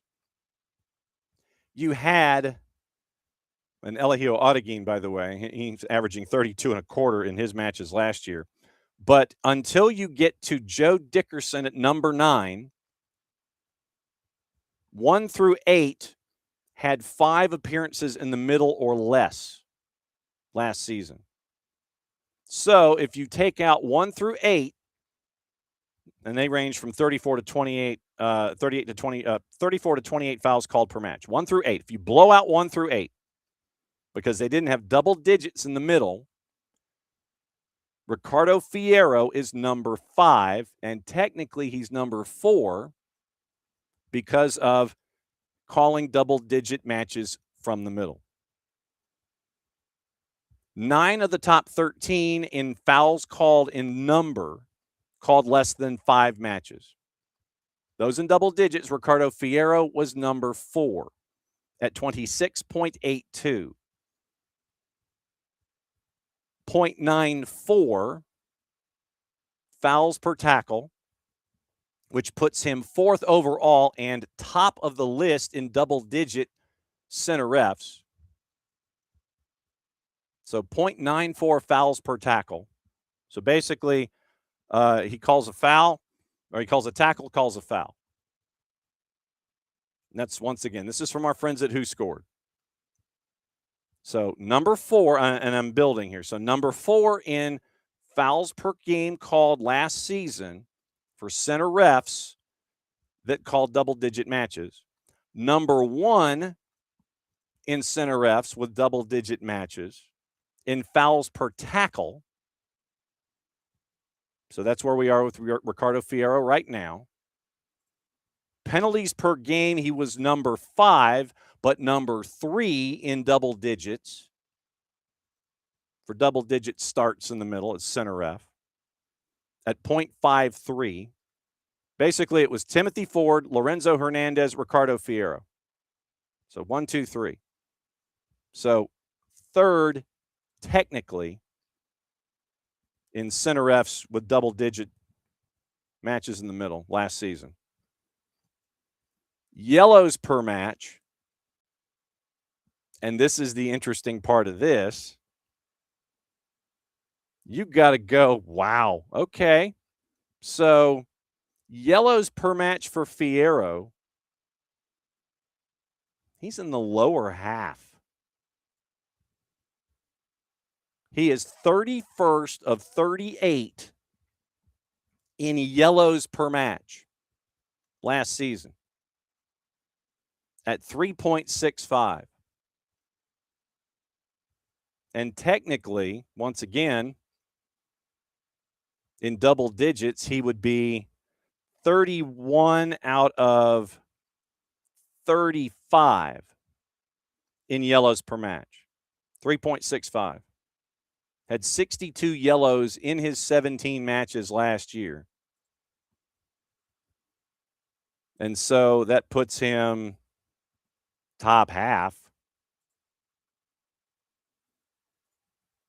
Puts him 17th, so middle of the pack in number of fouls or number of yellows in 2025. And then reds per match, he is number 2 at .35. So that's what you're staring at. He had 6 red cards in 17 matches last year.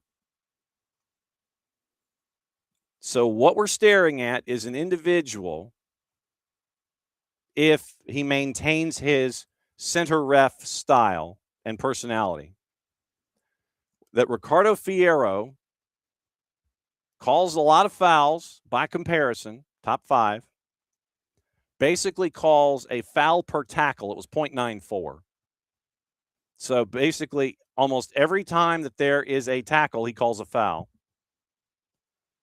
Penalties, once again, toward the top. Number 2, I think, in overall, if I remember my numbers really quickly. Hang on, let me double check it here. Number 3. So he was 3 in penalties per match last year. And the only reason he's number 3, he and Lorenzo Hernandez had the same number of penalties per match, but Hernandez had 2 less matches in the center circle. So Ricardo Fierro right now tied for second, but literally third if you look at games per. Tied for second in penalties per match. Yellows per game last year. Not a whole lot. Literally, he was 31 of 35 in double digits. The double-digit center refs. Didn't call a whole lot of yellows.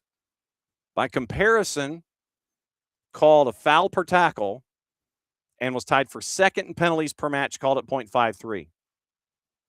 So if he had one, if he didn't have one last week, probably going to have one this week if you believe in that kind of thing. So 0 last week, 1 this week, you're at .5. And then you get into yellows and reds and things like that. So this is what to look for in this match. That is the 2025 personality breakdown of Ricardo Fierro in the middle. Top 5 in fouls called. Tied for second in penalties per match. Doesn't have a whole lot of yellows. Literally, he'll go straight red more than anything. So keep an eye out for foul per tackle, fouls per tackle, basically 1-to-1. 5th in fouls called, doesn't give a whole lot of yellows, will go straight red. So that's what you got. So you're giving Ricardo Fierro a match of chaos with those particular center ref traits. So keep an eye on it. Just like I said, keep an eye on it. Keep an eye on it.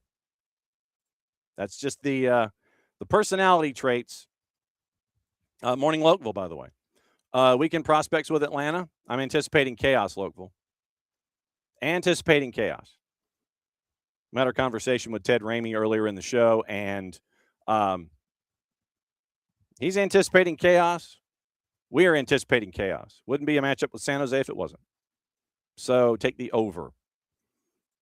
David always argues fouls per should be adjusted like they do with baseball advanced metrics based on how many times you reffed, fouling Philly or flopping Miami and Nashville. Yeah. Mukhtar specific or Messi and friends. Yes.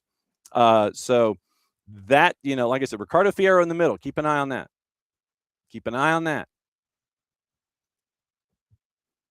Sunday night, 7:30 here on the network. It will be the season premiere of Atlanta United 2 soccer. Maddie's going to have the call from Burns Stadium in suburban Providence, Rhode Island, Atlanta United 2 and New England Revolution 2. And it's going to be fun for us to have yet another season of Atlanta United 2 soccer here on the SDH network. In the pregame show, 7:30 pregame, then I get the chance to catch up with Atlanta United 2 head coach Jose Silva. Here is a preview of that interview that you will hear in the pregame show Sunday night here on the SDH network. Maddie Cruz and Jose Silva. How important was it to have that run last season, especially for Didi, for Santiago, for a lot of those guys to get the opportunity to play in those matches where you guys were pushing for that playoff, and even that last game at Chattanooga? How important was it for them to experience a match like that? I think it's key because at the end, the biggest trophy that we have as a coaches, and I love the second team environment and academies because you see these guys progressing. Yeah. And this kind of game, we didn't experience before, and I feel that it's something that our players need to experience more because when they go to the first team, we expect that Atlanta United is one of the biggest club in MLS. So they are going to be in games with a lot of fans, playoff games, finals. So we want that. It's not the first time that they experience that. Yeah. It's when they are already there, then they can experience that when they're in the academy and when they're in the second team. Yeah, and I think when you look ahead to this season, I want to ask you specifically, as a coach as well, stepping into the role, you're now officially the head coach of the Twos. You had the interim stretch last season. What were some of the biggest things that you learned, I think, about yourself as a coach, but as a person as well, during that stretch and then carrying it over into this season? I think something I learned a lot listening a volleyball coach called Julio Velasco is be yourself. Don't try to be this guy, don't try to be that guy. Be yourself, be honest with the players, and try to give them solutions, because what the player want on Saturday or on Sunday is show me the way, then I'm going to do the way for you. So that is the things that I already learned, and I think is more important now when the level increase, because the level of the opponent also increase. So these players are looking for, please show me the way, and let me do it. Maddie Cruz hanging out with Jose Silva. More of that conversation is going to be Sunday night pregame show, 7:30. Twos and Revs 2 from Rhode Island here on the network. And we get to catch up with Ali Curtis on Tuesday morning at 10:30 and find out about why he wanted to take charge in MLS NEXT PRO, what he sees for the season, the two rules that were started in MLS NEXT PRO that IFAB is going to be taking a peek at. We'll have the decision from IFAB from the weekend. We'll discuss that with him coming up Tuesday once again. So KCD is going to be on Tuesday, and Ali Curtis, Grand Exalted Poobah, MLS NEXT PRO, is going to be with us on Tuesday after KCD at about 10:30. So we'll catch up with him there as a part of everything. So you got the Twos coming up Sunday night. You've got high school soccer tonight on the network. It is West Forsyth hosting Lambert. The two matches there, as I check my grid really quickly, it is 6 o'clock and 8 o'clock. Maddie Cruz and I will have the calls for you up there at West Forsyth. Can't thank the coaches up there and Brett Phipps, CAD, enough for letting us come in and crash. Then after that, it will be San Jose and Atlanta tomorrow at 6:30. Maddie and I will have Five Stripes Countdown, and we will be at the studios of 92.9 The Game. We will be bringing that to you from Midtown Atlanta, and you'll have Mike and Jason for the match of Atlanta and San Jose. Then afterward, Maddie and I will have the full-time report for you for a full hour afterward to discuss everything with the breakdown with Atlanta United and with San Jose. So morning, Wiley, by the way. And Wiley is Team Jaden Hibbert. And I understand it, considering what we saw with Jaden last season. And it is going to be something that, remember, you got multiple competitions this year. You also have an experienced keeper that Jaden can learn from. And while Jaden knows Atlanta United, Lucas Oyos is learning Atlanta United from Jaden, and Jaden gets to learn from an experienced voice like Lucas Oyos. And Brad Gazan might still be retired, might do a show from on campus, but he's still around too. So Jaden gets to continue to learn and get to be a part of the process, and we'll see how it is with San Jose and Atlanta United. The guys made it. They're out there. And so keep an eye out on socials for Atlanta United and the activities, and Mike and Jason on social media as well going forward. All right, let me see what else is around before we jet this morning. And I'm trying to see. Manchester United's in line to pay £27 million for hiring and firing Ruben Amorim and his staff.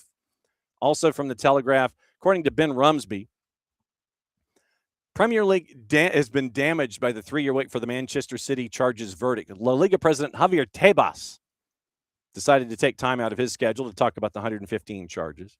Has been branded damaging and a failure of governance by the head of La Liga. You want to talk about Barcelona, Mr. Tebas? You want to talk? Tebas also warned that the ongoing lack of a verdict in the case had left the impression that City had, quote, impunity, end quote, when it came to a rule book that had been used against their rivals. Richard Masters, the chief executive of the Premier League, told Financial Times Business of Football Summit yesterday he was still awaiting a decision over the 115-plus charges brought against City all the way back in February of 23, despite a hearing in the matter having taken place more than a year ago. City have become only the second English club to win the treble, as well as the first crowned champions for England 4 successive years. Then Tebas, before Masters provided an update, Tebas was on the dais. I understand that it's a failure of governance. This happened with Manchester City, and other clubs are looking and watching and listening. They're being fined, having points deducted to other clubs. And that's fine if you don't abide by the rules, but Manchester City has impunity.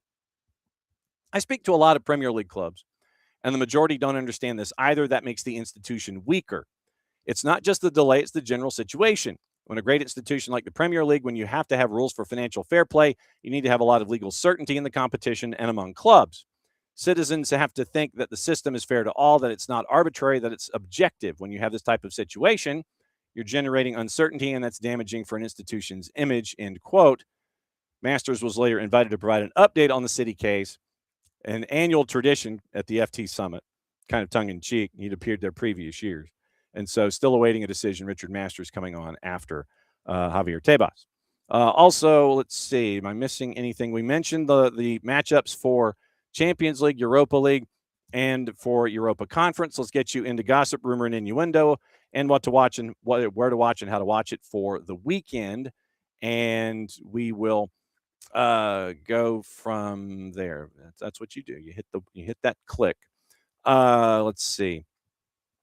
And Simeone, we mentioned Antoine Griezmann with Evan Weston. Simeone is unsure on his future, as we kind of alluded to as a part of the movement. Remember, you got She Believes this weekend as well, so we'll keep an eye out for that. We'll talk to Bart on that on Monday and find out what everything looks like. We'll also give you your juice boxes in the Prem before we get out of here too. Derby weekend. So trending rumors. Genk drew with Dinamo Zagreb. 23 scouts were apparently there to watch 18-year-old midfielder Konstantinos Karetsas. He was injured. Zakaria Wadi, Yaimar Medina, and Mate Smets were being looked at by Chelsea, Ajax, City, United, Newcastle, Napoli, Dortmund, and PSG. What's that like? If you're a scout, do you sit there and you just kind of flash your scout ID at the door? You get in. You get to do whatever you want. Or you have to actually pay and get a ticket or get a credential. I don't know. Arsenal are ahead of Liverpool and United in the race to sign Anthony Gordon, according to the 3-letter paper. Gunners believe they'd be happy to move to London. Fee of around £75 million expected to be enough. Magpies demanding 95 at the moment.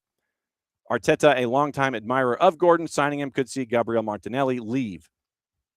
Liverpool and Chelsea still showing interest in Murillo from Forest. According to Team Talk, summer move increasingly likely to the tune of about £60 million or more. Chelsea is right now leader in the clubhouse. Manchester United shown interest recently. Arsenal and Spurs monitoring the situation. Dusan Vlahovic prioritizing a move to Barca. Juve striker preparing to become a free when his contract expires in the summer, according to Team Talk. Negotiations have repeatedly stalled, not reportedly, but repeatedly stalled. And he is maintaining a positive relationship with the club. And so now Spurs, Chelsea, AC Milan, Bayern Munich, ATLUTD, Real Madrid, Inter, and Roma have all been linked. Victor Osimhen wants to move to Juve. Negotiations are difficult because Galatasaray would have to pay Napoli a penalty of up to 70 million euro if they offload him to a Serie A club, according to Gazzetta dello Sport. Clause lasts 2 years and will drop to 50 in the second, but it currently makes signing the 27-year-old an impossible dream for Juve. We mentioned Griezmann earlier in the show. L'Equipe says that Griezmann is one step away. Rodri from City is the midfielder Real Madrid want to sign in the summer. They're going to evaluate his physical condition between now and the end of the year. City likely to expect a fee of around 50 million euro, and that's from Ramon Alvarez de Mon. Newcastle looking at Brighton keeper Bart Verbruggen and Manchester City's James Trafford as they're looking for a long-term successor to Nick Pope. Villa and Fulham interested in Mason Mount. Napoli will trigger the 16.5 million euro option in their loan deal for Alisson Santos to permanently sign the winger from Sporting. That's from Gazzetta dello Sport. Chelsea willing to let Liam Delap leave among Premier League interest. Dortmund and one Saudi League club have asked for information on Benjamin Pavard, no longer in the plans of Inter or loan club Marseille. That's from Nicola Schira. Juve already looking at options to offload Jonathan David in the summer. Backup keeper Georgi Mamardashvili seriously considering requesting to leave Liverpool on loan in the summer. Newcastle interested in Wolves left back Hugo Bueno after being approached by his agent. AC Milan willing to listen to offers for left back Pervis Estupiñán amid interest from Bologna, La Liga, and the Prem. Newcastle monitoring Royal Union Saint-Gilloise winger Anand Kaleli. That's the four-letter paper. Two Premier League clubs interested in Club Brugge midfielder Alexander Stankovic. He dreams of Inter, triggering their clause to re-sign him. Michael Antonio set to sign a short-term deal with a club in Qatar for the last 6 matches of their season. Clubs hoping to sign Mauro Icardi as a free. Striker's agents are going to hold a meeting with Galatasaray in April to decide his future. Lens and some English clubs are looking at Alfaya forward Fashion Sakala, free agent in the summer. That's from Rudy Galletti. And Kurt Zuma's in advanced talks to join a club in the UAE on a free, according to Fabrizio Romano. Now, we mentioned that it is Derby weekend in England. And, headlong Grivule to go to Budaba. So, headlong, whatever you are, you're about to get blocked. And you're also about to get reported as a bot. I mean, if you're going to do something like this, at least make it close. There was the one bot a couple days ago, you remember, that had the breakdown, and they admitted that they were a Russian website. So I'm in all caps. Maybe this will help them work that much faster. Okay, so that's in all caps. That is 23 characters, and that is sent. So headlong, rivulet, whatever. You're out the door. Fixtures in the Premier League this weekend, 1 tonight, so you do have Friday night football, 5 on Saturday and 4 on Sunday because they come back and play on Tuesday and Wednesday and Thursday before yet another weekend off next weekend. So, Wolves, a dog at home to Aston Villa. Villa's a minus 118. Wolves are a plus 350. Tomorrow early, Bournemouth favored at home against Sunderland at a minus 133. Burnley in the 10 o'clocks. Dog to Brentford at Turf Moor to plus 380. Brentford a minus 137. Liverpool, a big favorite, minus 227 to West Ham, who's a plus 550. Newcastle minus 143 hosting Everton at a plus 390. The late game, Manchester City at Ellen Road at a minus 159. Leeds are a plus 420. Nice. Sunday, 4 matches. Brighton, even money plus 100, hosting Forest at a plus 250. Literally the same with Fulham and Spurs. Basically, it's because the juice boxers are just kind of like, yeah, whatever, fine. They plaster both of them with the same number. Manchester United, big minus favorite against Crystal Palace, minus 189 to plus 500. Late game on Sunday, Arsenal and Chelsea. Arsenal minus 175, draws a plus 300. Chelsea is a plus 475. Now, what to watch, where to watch it, how to watch it by our friends at Fanatis, fntz.co/soccer down here. That link is important. Helps them, helps us, and helps you by adding more matches to everything you're already watching. With Fanatics, you get BN, you get all the BNs, which means you get AFCON, you get Champions League from the CAF, you get the Turkish League, the French League, you get the Polish League, which still is a crazy league at the moment. I'll go back and give you the point difference there in a second. And you get links into Tigo Sports. You get links into CATV, Copa Argentina on TSA, which gets you into Argentina. A lot of the South American countries, their A division and their B division, you get to watch them. You get to watch LPF out of Argentina. Last night, you would have had the opportunity to see River Plate and Bondfield, the Gallardo send-off match. If you'd had Fanatics, you could have seen that there. So fntz.co/soccer down here. Today, BNB and Espanol simulcasting both the Polish League at noon and Strasbourg and Linz at 2:45. FS2 has the U20s doubleheader at 7 and 9 o'clock tonight. USA has the Premier League match at 3. ESPN Deportes has La Liga at 3. Fox Deportes has Liga MX at 10, Juarez and Atlas. 2 has a doubleheader. Querétaro, Santos Laguna, Tijuana, and Pumas. Universo simulcasting both the Premier League match and the Liga MX match. On the plus, 4 matches in the A-League, 1 in the Bundesliga at 2:20, 2 matches available in the Bundesliga B at 12:30, the German Dreiliga, TSV and Hoffenheim 2 at 1, and La Liga as well. Fox Soccer Plus has your U20s, 12, 4, and 6, and the league we don't talk about at 2 o'clock. One Football. Remember, MLS Next Pro this season is on One Football.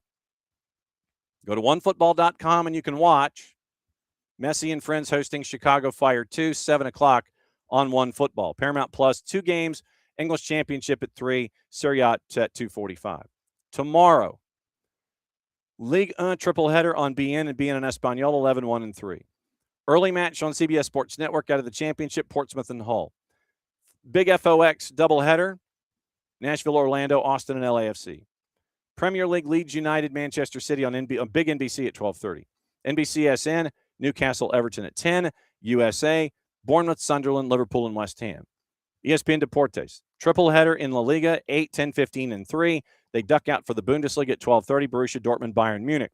Fox Deportes, 2 matches in Serie A, 9 and 2:45. Universo, triple header in the Premier League. Apple TV, remember, and it's just Apple TV, no season pass. You get all the matchups all day long on Apple TV. San Jose and Atlanta once again, 7:30, 7:40 on the call. Christian Miles and KCD, and we will catch up with KCD on Tuesday to find out what you thought about the match. CBS Sports Golazo on Saturday, English Championship doubleheader, Serie A at noon, and Liga MX at 10 o'clock. ESPN Plus has Australia, Eredivisie, 5 in the Bundesliga, 4 in Bundesliga B. Drei Bundesliga, they have 2 matches available. 4 in the La Liga back-to-back, and 2 in La Liga 2. Fox O&E, Serie A, Serie B, the U20s, and the league we don't talk about. Fox Soccer Plus, Serie B, the U20s, and the league we don't talk about. One Football, 2 matches in MLS Next Pro. Then Paramount Plus has English Championship, 5 matches, including Wrexham and Charlton Athletic. League 1, League 2, Serie A, Serie B, it's Venezia at 9 a.m., and Liga MX. Peacock has the Premier League triple header, 10 and 12:30. On the women's side, CONCACAF W Championship, Guatemala and Grenada is on Golazo, and ESPN Plus has the W Championship also at 6 and at 8, and that gets you into Sunday. Whew, that's a lot. That is a lot. That is a lot. Well, and Wiley, to your point about the Oyos acquisition, you always want to have that experienced keeper, especially with multiple competitions. As James Donaldson is growing and John O'Ransom is growing, you want that buffer to have Oyos help out all 3. And so literally, I think it's going to be case-by-case basis. You might see Jaden Hibbert. If Jaden does better at practice one week, you might see Jaden start. You got multiple competitions. You're going to have one of them start in that competition and be that keeper for that competition. So it'll be I am intrigued. It is one of the positions I am intrigued with Atlanta United. So that's the rundown of everything that you can watch on the board heading into the weekend. Okay, trying to see if there's anything else that I might have missed. Do we have our announced teams? This is one of the things that I need to ask our friends at Major League Soccer. Do we ever get the announced teams, do we get them? Oh, the roster profiles are out. Okay, so club payroll stuff is out, and that is stuff that we need to pay attention to. So the roster profiles are out with roster compliance, and so roster rules and regs are out. Where am I? Okay, all roster profiles are here. So let's take a peek at the roster profiles before we get out of here. So Atlanta, here's how it's listed. Right now, they still have an international slot available. They have a U22 slot available. The amount of GAM we knew, but we do not currently have listed. So, all right, let me zoom in here. So, right now, your 3 DPs, Miggy Latelat Miranchuk, U22s, Elias Baez and Tomas Jakob. Jakob is under contract through 28-29, 2 option years to follow. Elias Baez under contract through 28, option years 29 and 30. Your TAM players, Alzate under contract through 2030. Juan Baracol, contract through June 26. If his option's picked up, you have options available to you through 29. Stian is through 27, option for 28. Saba has a contract through this year. Mihai is TAM through 28, option for 29. Tristan is a contract through 26, option to pick up for 27. Then you have the same for Pedro, Ronald, 26s and options for 27. Jaden Hibbert, a contract through 26, options 27, 28. Lucas Hoyos, a 26, option through the sprint of 27 and then 27, 28. Fafa Pico, contract through 26, option through June of 27. Sergio Santos, contract through 26, option for 27. Keiman Togashi, contract through 26.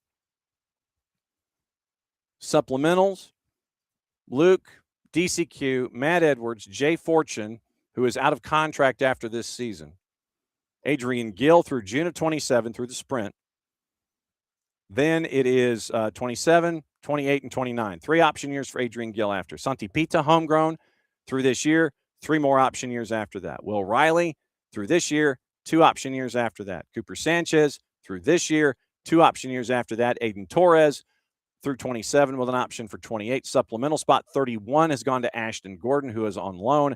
Caden Moore is off roster and on loan as well. So that's the one thing that we don't have listed is the GAM numbers for each of the clubs.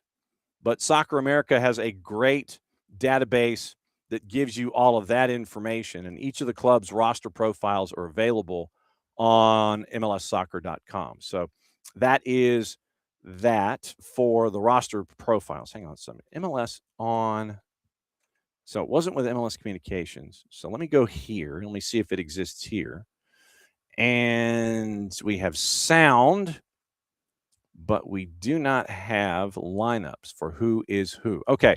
So that's one of the things we need to figure out. We need to find out who is where and paired with whom. We need to figure that one out. But we do know Christian Miles and KCD are in San Jose for the Atlanta match. We know that Evan Weston and Sasha Kleshchin are in San Diego for the St. Louis City match. That's where we are. Okay. I think that'll do it for another week. So just to give you an idea as to what the show was like this week. Ted Ramey on San Jose. Ryan Figert on FC Dallas. It was Evan Weston from Apple TV. It was Nino and Nico in the Power Hour. It was Max Anderson talking Chicago Fire. It was Dylan Butler talking Major League Soccer. Mike Gramajo from West TV in Orlando talking about the Purple Team. It was, who else do I have here? It was, I can't even read my own handwriting. It was KCD on Tuesday. And then it was on Monday, Alex, Maddie, and Bart. And that lays it all out for you. And that's where we are on the week. So we had a lot of great guests this week, a lot of great intel this week. And we're going to pick it back up later tonight with high school soccer with West Forsyth and Lambert. And then tomorrow, once again, Five Stripes Countdown, Atlanta United and San Jose. That's at 92.9 The Game on the Odyssey app. Maddie and I will have pre and post on 92.9 The Game for you. Sunday night, it is going to be Maddie on the call with Atlanta United 2 and the Revs. Pre-game 7:30, kickoff a little after 8, like 8:02 in suburban Providence, Rhode Island. And we'll have that for you as we start our Tues coverage. And then everything just starts hauling you know what from there.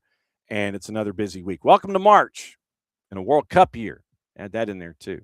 So thanks to all of you folks for being here as a part of yet another week that is going on.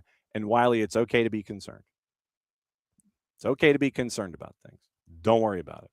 Thanks to all of you in the Twitch pitch for being a part of the conversations we have every single day here, every single week. Glad you guys get to catch up with each other and that you get to catch up with us. Since it is the end of the week, there's only one way to end the end of the week. And here's how we do it. Mucha Platiel, play it safe.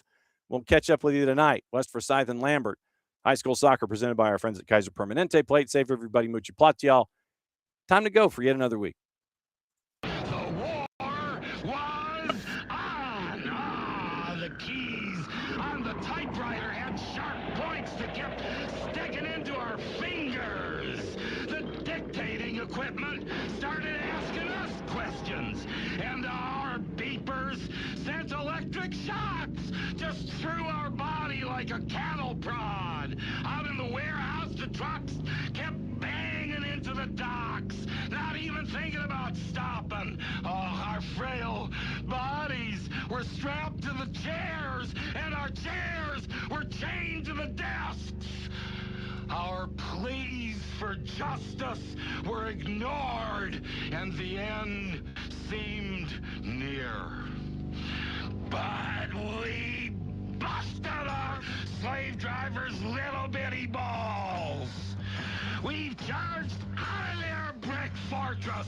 The streets are ours because it's Friday.